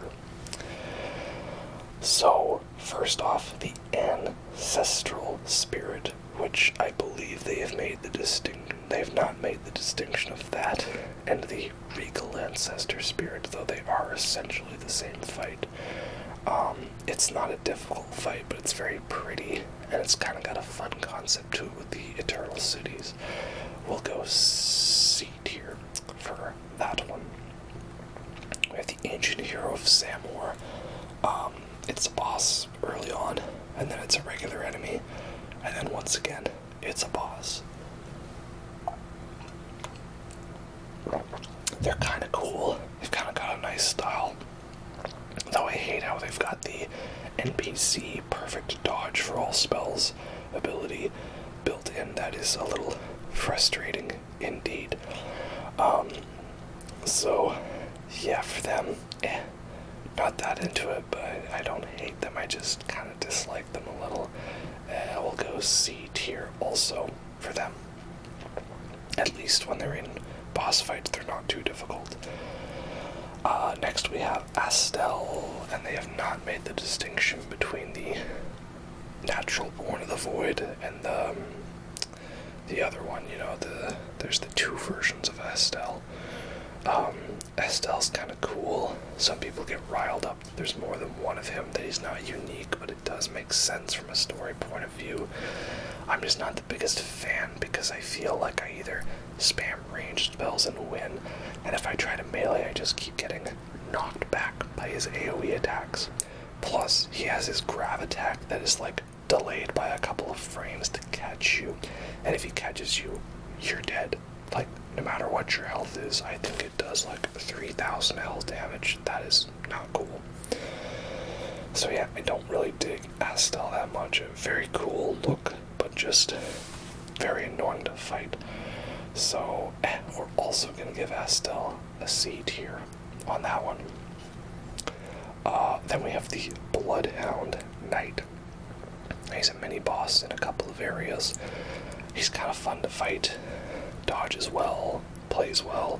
He's got some cool movesets. I like you. You can go in the B tier. The Cemetery Shade. He's got a very cool look and design, but it's annoying that he's an R1 PvP spammer bleed build, and that fight where you fight him and all the skellies is just the worst. So a D tier for the Cemetery Shade. Next we have Commander Nile, who they've differentiated from Commander O'Neill. So Commander Nile, he's fun but difficult. It's in the mountaintops, the giants, where everything is hitting you for like a third of your health. It's where you realize the game doesn't actually have a health bar, like in the usual sense. You have the Legend of Zelda 3 Hearts system, and that's it. And it's annoying that he summons 2 extra knights to help fight him. Yeah, it's not really a favorite fight of mine. Usually I just like summoning another Ash to help me out with that. And if I don't, then it's just frustrating. So, yeah, we're gonna go D tier for Commander Nile, but we'll go C tier for Commander O'Neill. I feel like he was a better balanced boss summoning gimmick fight. And then we have the Crucible Knight. I never got good at parrying them, and there's so many of them that show up in the regular game. Well, actually not as many. I think there's only like not even 12. There's only 11 or something like that. We'll give Crucible Knight A tier. Definitely one of the best dudes in armor fight. And as of late, when I did the duo fight recently, like one of them just kind of stood there while the other one took it. Like maybe he's into watching. But I feel like they balance their AI a little better, so that's nice. Then we have the Crystallians. Again, they're not bad, they're kind of a fun fight. Like, they've got tanky armor until you break their poise, and then they're very weak. I just hate that they keep throwing trios of them everywhere. That's kind of frustrating, you know? It's like they come in a package deal. So if you fight 1, not so bad. 2, alright. 3 of them with the Scarlet Rod, very, very bad. So that would range essentially from B to D tier, so that averages out to a C tier for me. Then we have the Death Birds, which I believe they have not distinguished them from the Death Right Birds, which there is a difference. The regular Death Birds are not too bad. They're kind of an interesting, unique look, definitely very spooky. That'd probably be a B tier. The Death Right Birds, though, with all of their spamming Ghost Flame attacks, and it's Ghost Flame, but it's also Frostbite, it's very frustrating to deal with, so unless you're using a holy weapon with a ranged attack, you're gonna get messed up alright, that's for sure. So, yeah, we'll kind of balance it out between the Death Birds and the Death Right Birds, and we'll go B tier, right? It's like most of Elden Ring. If you go in rocking the best build for the situation, you'll totally own them. If not, well, that'll leave a little to be desired.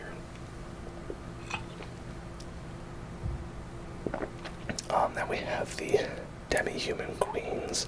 They are typically always pushovers. I don't know what level you're supposed to be when you fight them, especially because most of them are in the Altus Plateau, Volcano Manor, Mount Gelmir area, which I find difficult because, like, it seems like the regular enemies are so tough, but then you beat them and you only get like 3,000 runes, so you should be beyond that. I don't know. D tier for the demi-humans. The Draconic Tree Sentinel.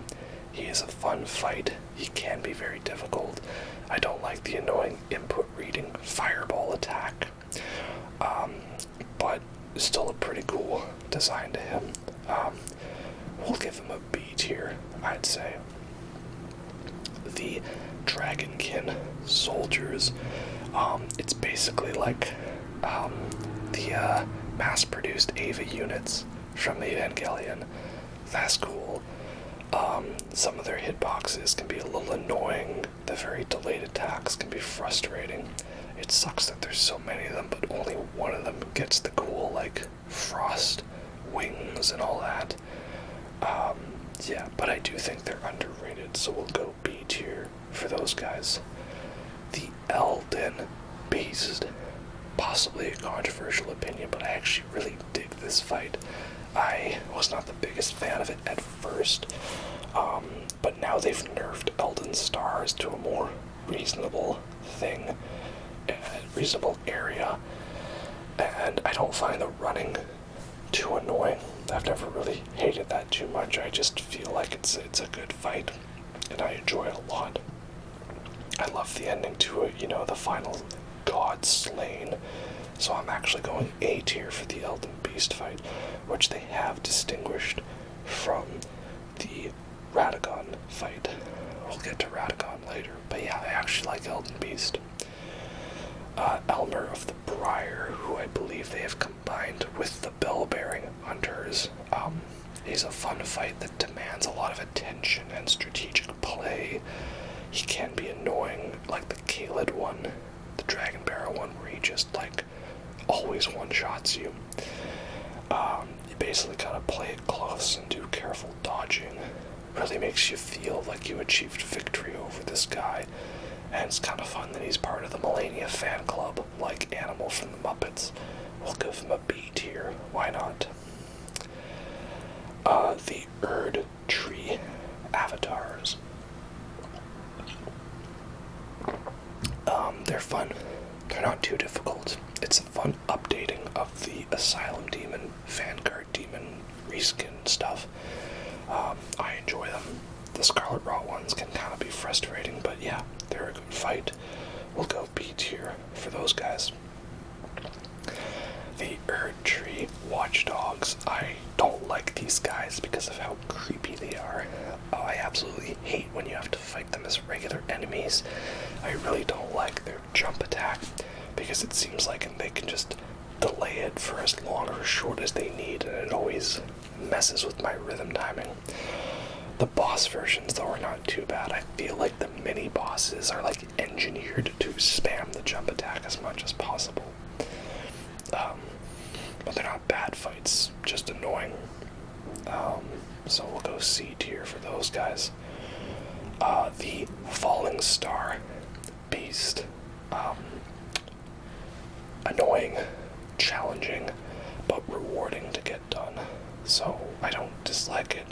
I'm not in love with it. We'll go B tier, middle of the road.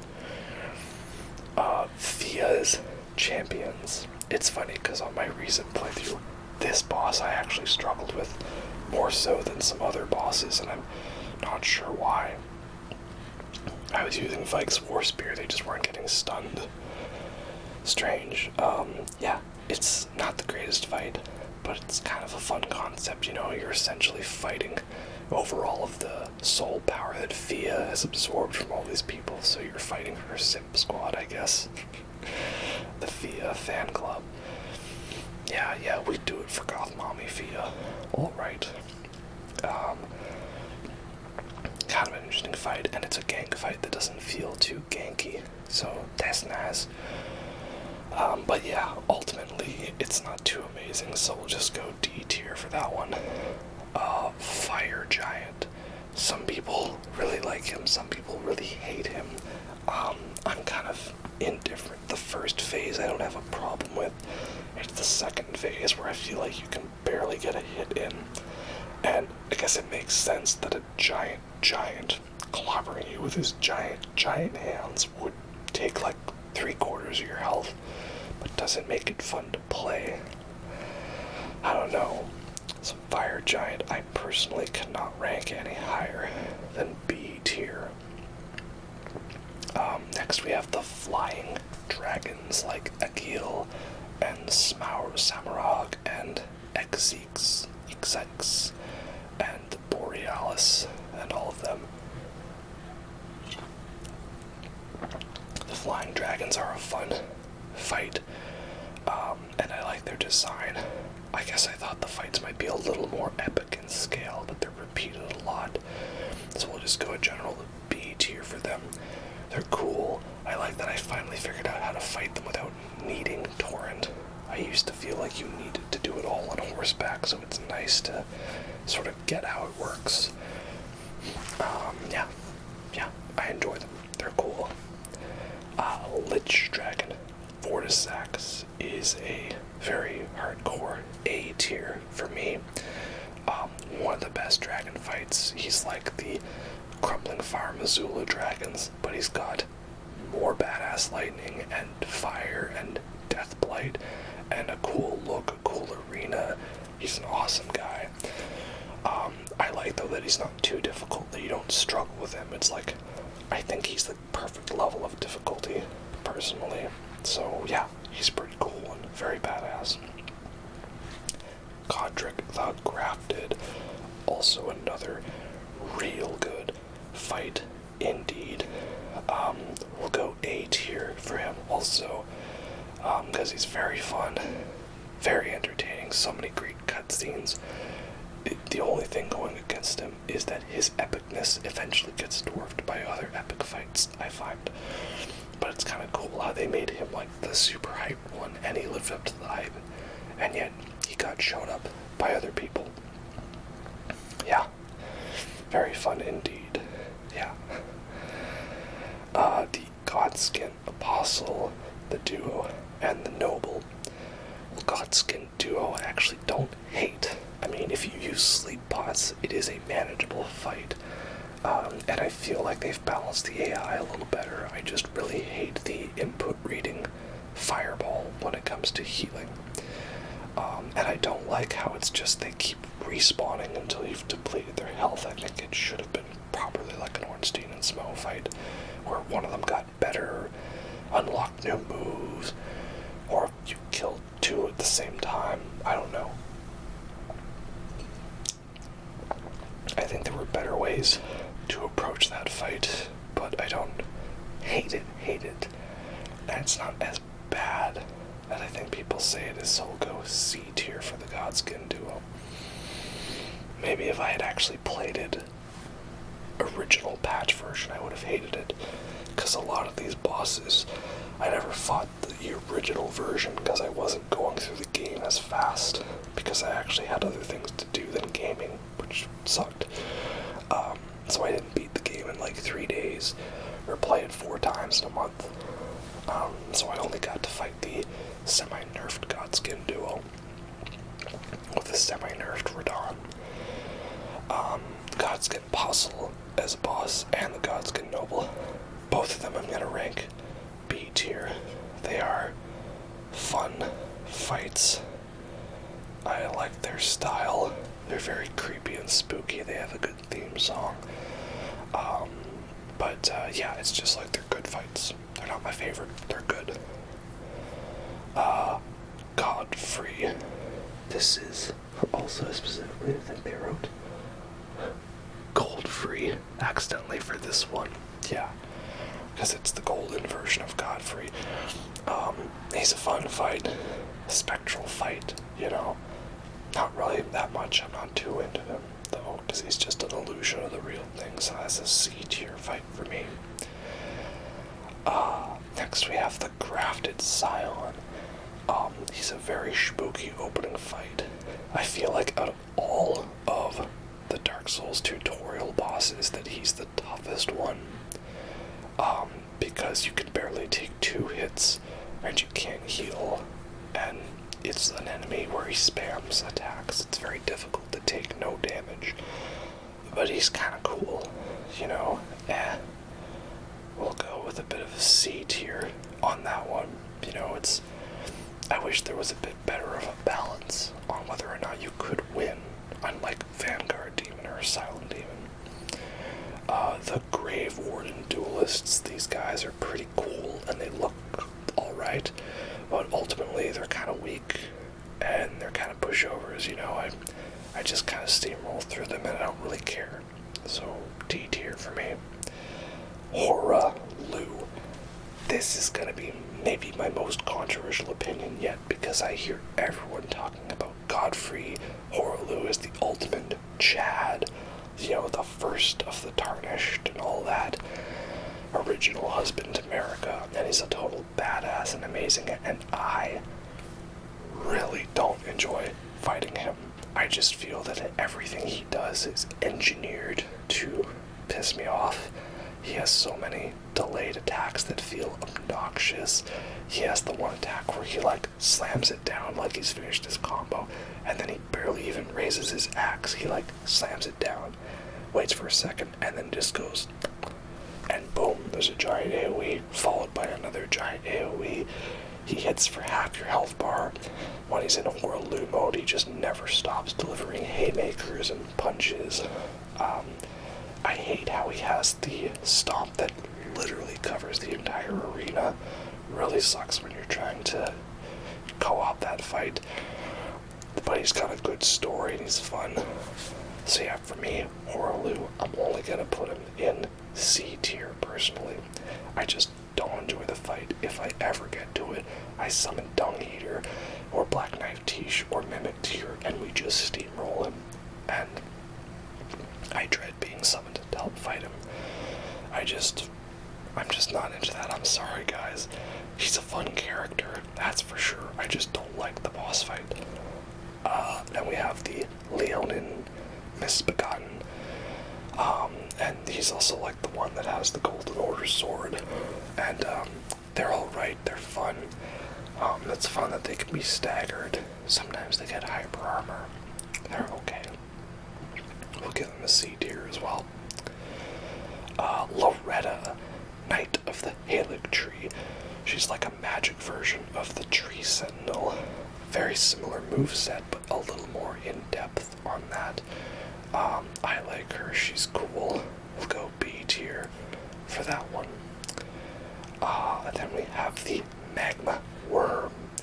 I'm guessing they're combining him with some of the other ones, because there's the magma worms that crawl, and the ones that stand up on their hind legs for phase 2. They're an alright fight. I just find that the first couple magma worms are pushovers, and by the time you get to Great Magma Worm Theodorix, he just one-shots you no matter what, and that's kind of frustrating. So we'll go C tier for the magma worms. Then we have Malenia. Malenia. Even though I've never beaten Malenia solo and I've always ended up using a Spirit Ash, I love her so much. One of my favorite bosses to fight, even if she's frustrating, even if she kills me all the time. Yes, Waterfowl is a bit of a bullshit move. I find actually that her whole Shadow Clone Jutsu attack in phase 2 more annoying. Because at least with Waterfowl, if you jump wrong, you could like pull out Bloodhound Step or Vow of the Indomitable. But with that one, if you jump into the Cone of Death, you're dead before you can even react.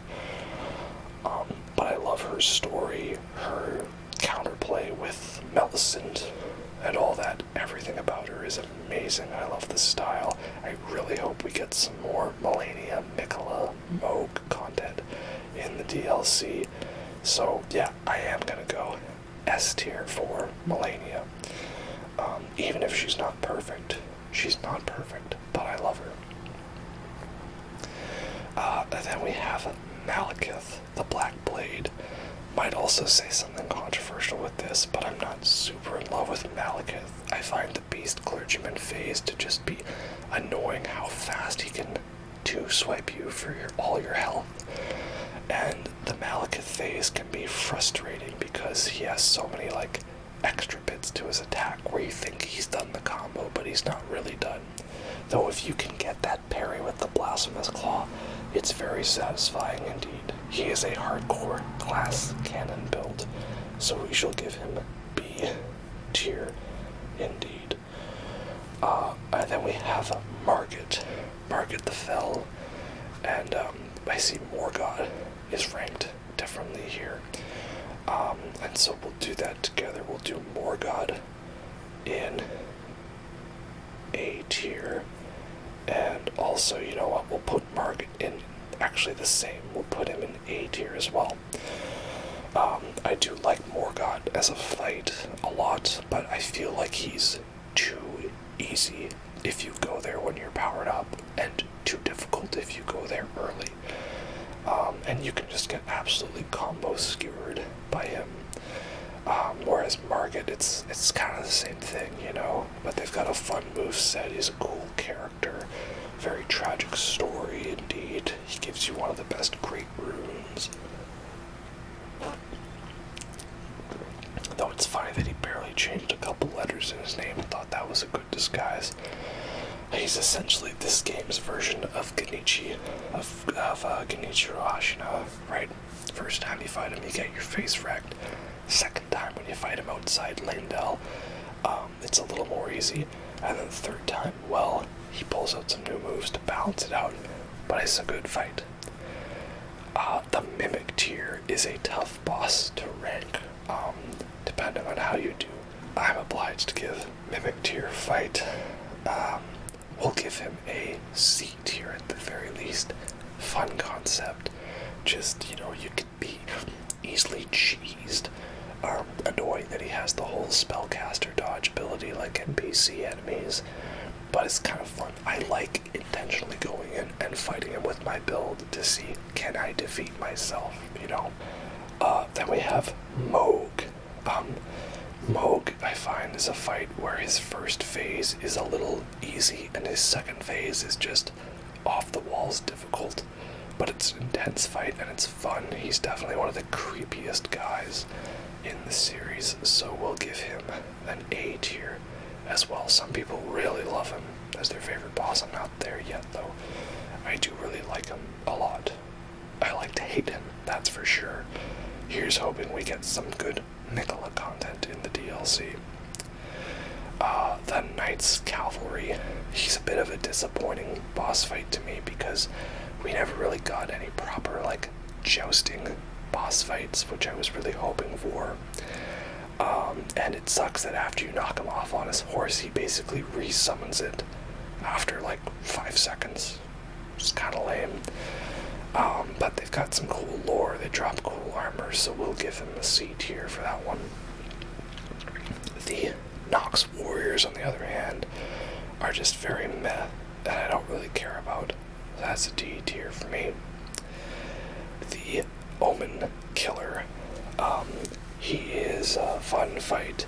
He's, you know, a reskin of the Capra Demon in a way. He even comes with the dogs equipped. But he's like a properly balanced one, I guess. He's not too difficult though, kind of meh. But we'll at least give him C tier for not being as cancerous as the Onyx Lord. Is kind of a cool looking design, but ultimately they're not too difficult, rather easily taken down the Onyx Lords and the Alabaster Lords. Kind of cool that they're like the gravity guys, but I feel like you just don't see much of them, so that's a D tier for me. Patches. Patches is funny because he's not really a boss you fight.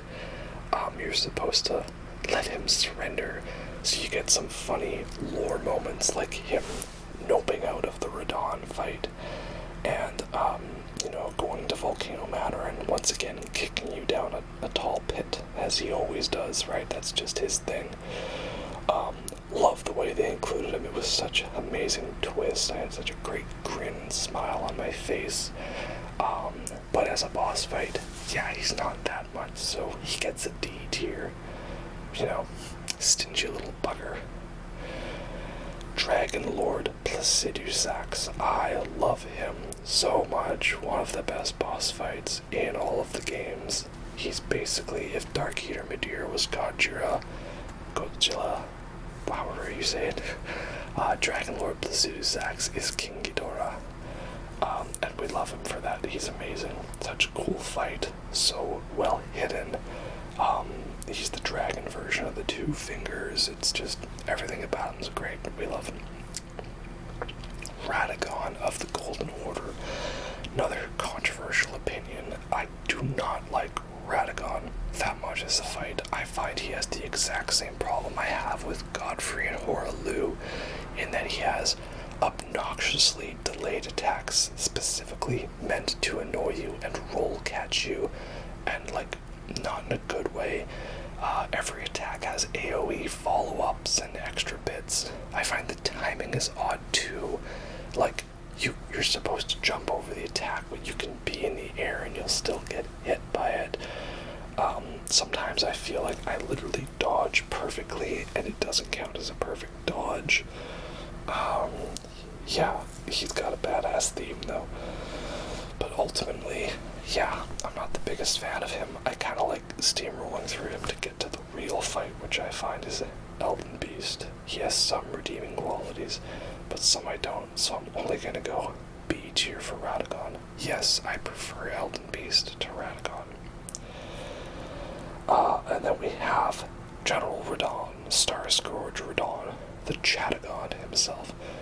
Okay, Radon over Godfrey when it comes to Chads. Dude literally held back the stars. S tier for General Radon. I love how you can fight him as a big group, and it just feels right, even if it is the easy way, and you can fight him solo. Yeah, I just love everything about him and his story. The boss fight is so well built up. There's so much anticipation behind it. I love it a lot. S tier.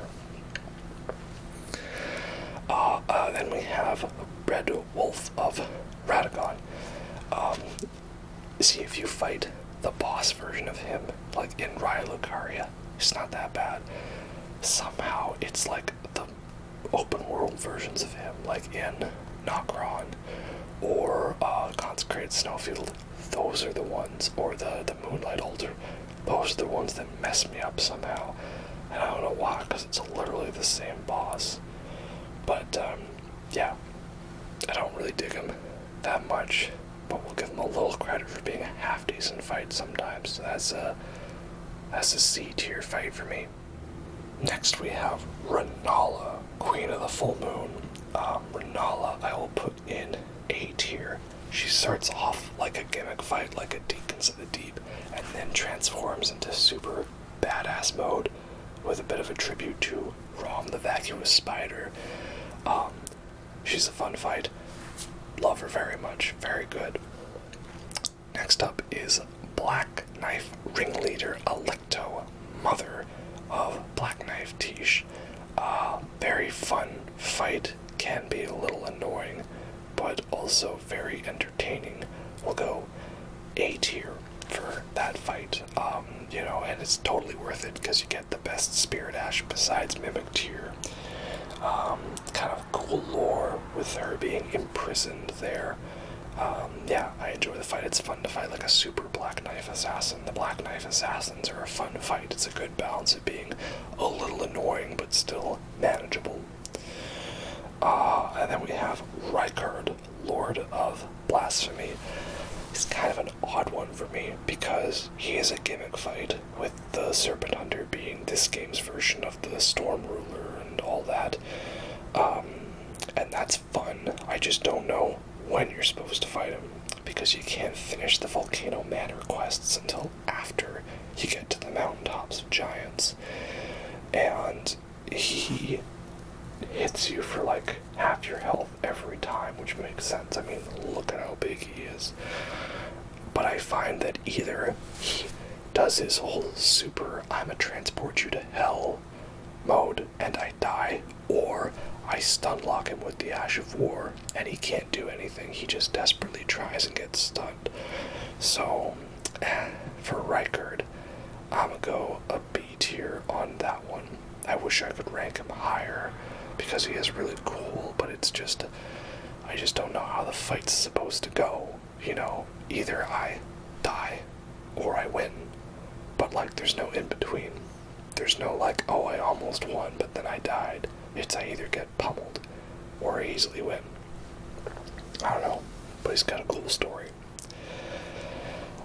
Next we have Sir Gideon Ofnir, the All-Knowing. He's kind of fun in that he can be very deadly if he messes you up. I love how he's just stood there at the end like, that's kind of funny. And it's also fun to go up like on a full like caster build. But ultimately he's a speed bump, though it's important to have him as a fight, so I like him. He's alright. Yeah, we'll go C tier for him on that one. Spirit Collar Snail, though, it's a fun concept, but just kind of annoying, like, hey, let's not just put a boss in here, let's put a boss that's actually a fake boss. So yeah, I just find that annoying. It's like not even clever. Because like in one boss fight you're supposed to just go kill the snail while he's hiding like it's Witches of Hemwick. But in the other boss fight he just doesn't actually appear until you've killed the Godskin Noble and the Apostle. Like, it's just odd. I don't really dig it that much, so we're gonna go D tier for that one. Next we have the Tibia Mariner. Look, he's a skeleton that just wants to hang out in his boat and go doot, okay? Who wouldn't want to do that? I get it. But yeah, it's just kind of like, why is he built up as such a badass, terrifying boss when it's probably one of the easiest bosses there ever was in the game? Like, there's no sense of challenge whatsoever in it. I don't know how they could have reworked that boss to be better.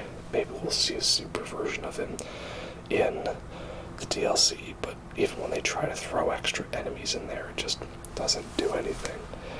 So, yeah, I just don't like him, but it's also nice because you could just skip those fights.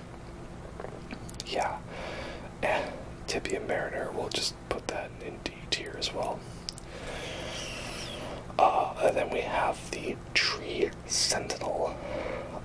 He is a cool fight. I like him. It's funny how he's this game's way of teaching you don't just fight everything you see. So for that, we'll give him a nice solid B tier. Good fight, good sir.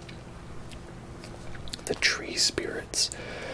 Well, it depends on where we fight them. I actually don't have as much of an issue with them being the camera beasts that some people tend to describe them as. But I also really don't like the Scarlet Rot ones, where basically they'll grab you, damage you for 3/4 of your health, and the other quarter will disappear as you get Scarlet Rotted. So that's kind of annoying. So they can be kind of fun, kind of good, kind of not. I don't mind how many times you have to fight them. It depends. I don't know. I think I like them more than the average person does, so we'll go a B tier for them. Then we have the Valiant Gargoyles, which I see here they have also not separated them for like the Black Blade Kindreds. So that's going to be a little tough. And I see we didn't get the Pumpkinhead either. Matt Pumpkinhead would be in D tier, I think, because I just don't really like them that much. Especially that duo fight. So for Valiant Gargoyles, which is also the Black Blade Kindreds, well, I just don't really like them because I find they just hit so hard and they can be annoying, especially the duo fight. So yeah, I don't really dig them that much. They're not horrible, they're just frustrating to deal with, so we're gonna go D tier for them. And then for Wormface, we're gonna go C tier. He's definitely a spooky boss, and it's got some cool bits to him, but I feel like he's just a little too easy, and the only threat is getting Death Blighted, but Death Blight's a cool status effect. So, how did we do? We got 3 S tier fights from them. Yeah, okay, and a lot of A tier fights, indeed. Yeah, and how did we do? I think we actually did a decent job of actually balancing these out. Let's see here, because we have 1, 2, 3, 4, 5 plus 2, 5 plus 3, 1, 2, 3, 4, D tier and F tier. Yeah, so we actually got it pretty spread out nicely. That's actually good. I think I did a good job with that. Yeah, because the majority is in the middle, and then there's a bit of skew to the top, and then not too many at the bottom. So here, I'll let you feast your eyes on this one more time. That's F tier here, D tier here. You can pause if you want to look at it longer. So there you have C tier, D tier, and F tier bosses. Again, like, loathe entirely, not really that good, and it's okay. And then up here we have our S, A, and B tiers. Again, B tier is solid, is good. A tier, that's a pretty good fight. I really like it a lot. Or maybe it's just missing the little something. And then S tier is just like, I love it. It's amazing. I would never get sick of fighting these bosses or enjoying the stories about them. So, yeah, that's that again. The biggest tier list there ever was. All, 2.5 hours of it, I think. It's insane. So, yeah, hope y'all had some happy holidays, a Merry Christmas, whatever it is you celebrate. Here's to the new year. Let's see what surprises await us in the new year, and maybe this will be the thing to give us the Elden Ring DLC, so I have to make this video all over again. We'll see. Anyway, hope you all enjoy that, and I'll catch you next time. Have a good night. Bye.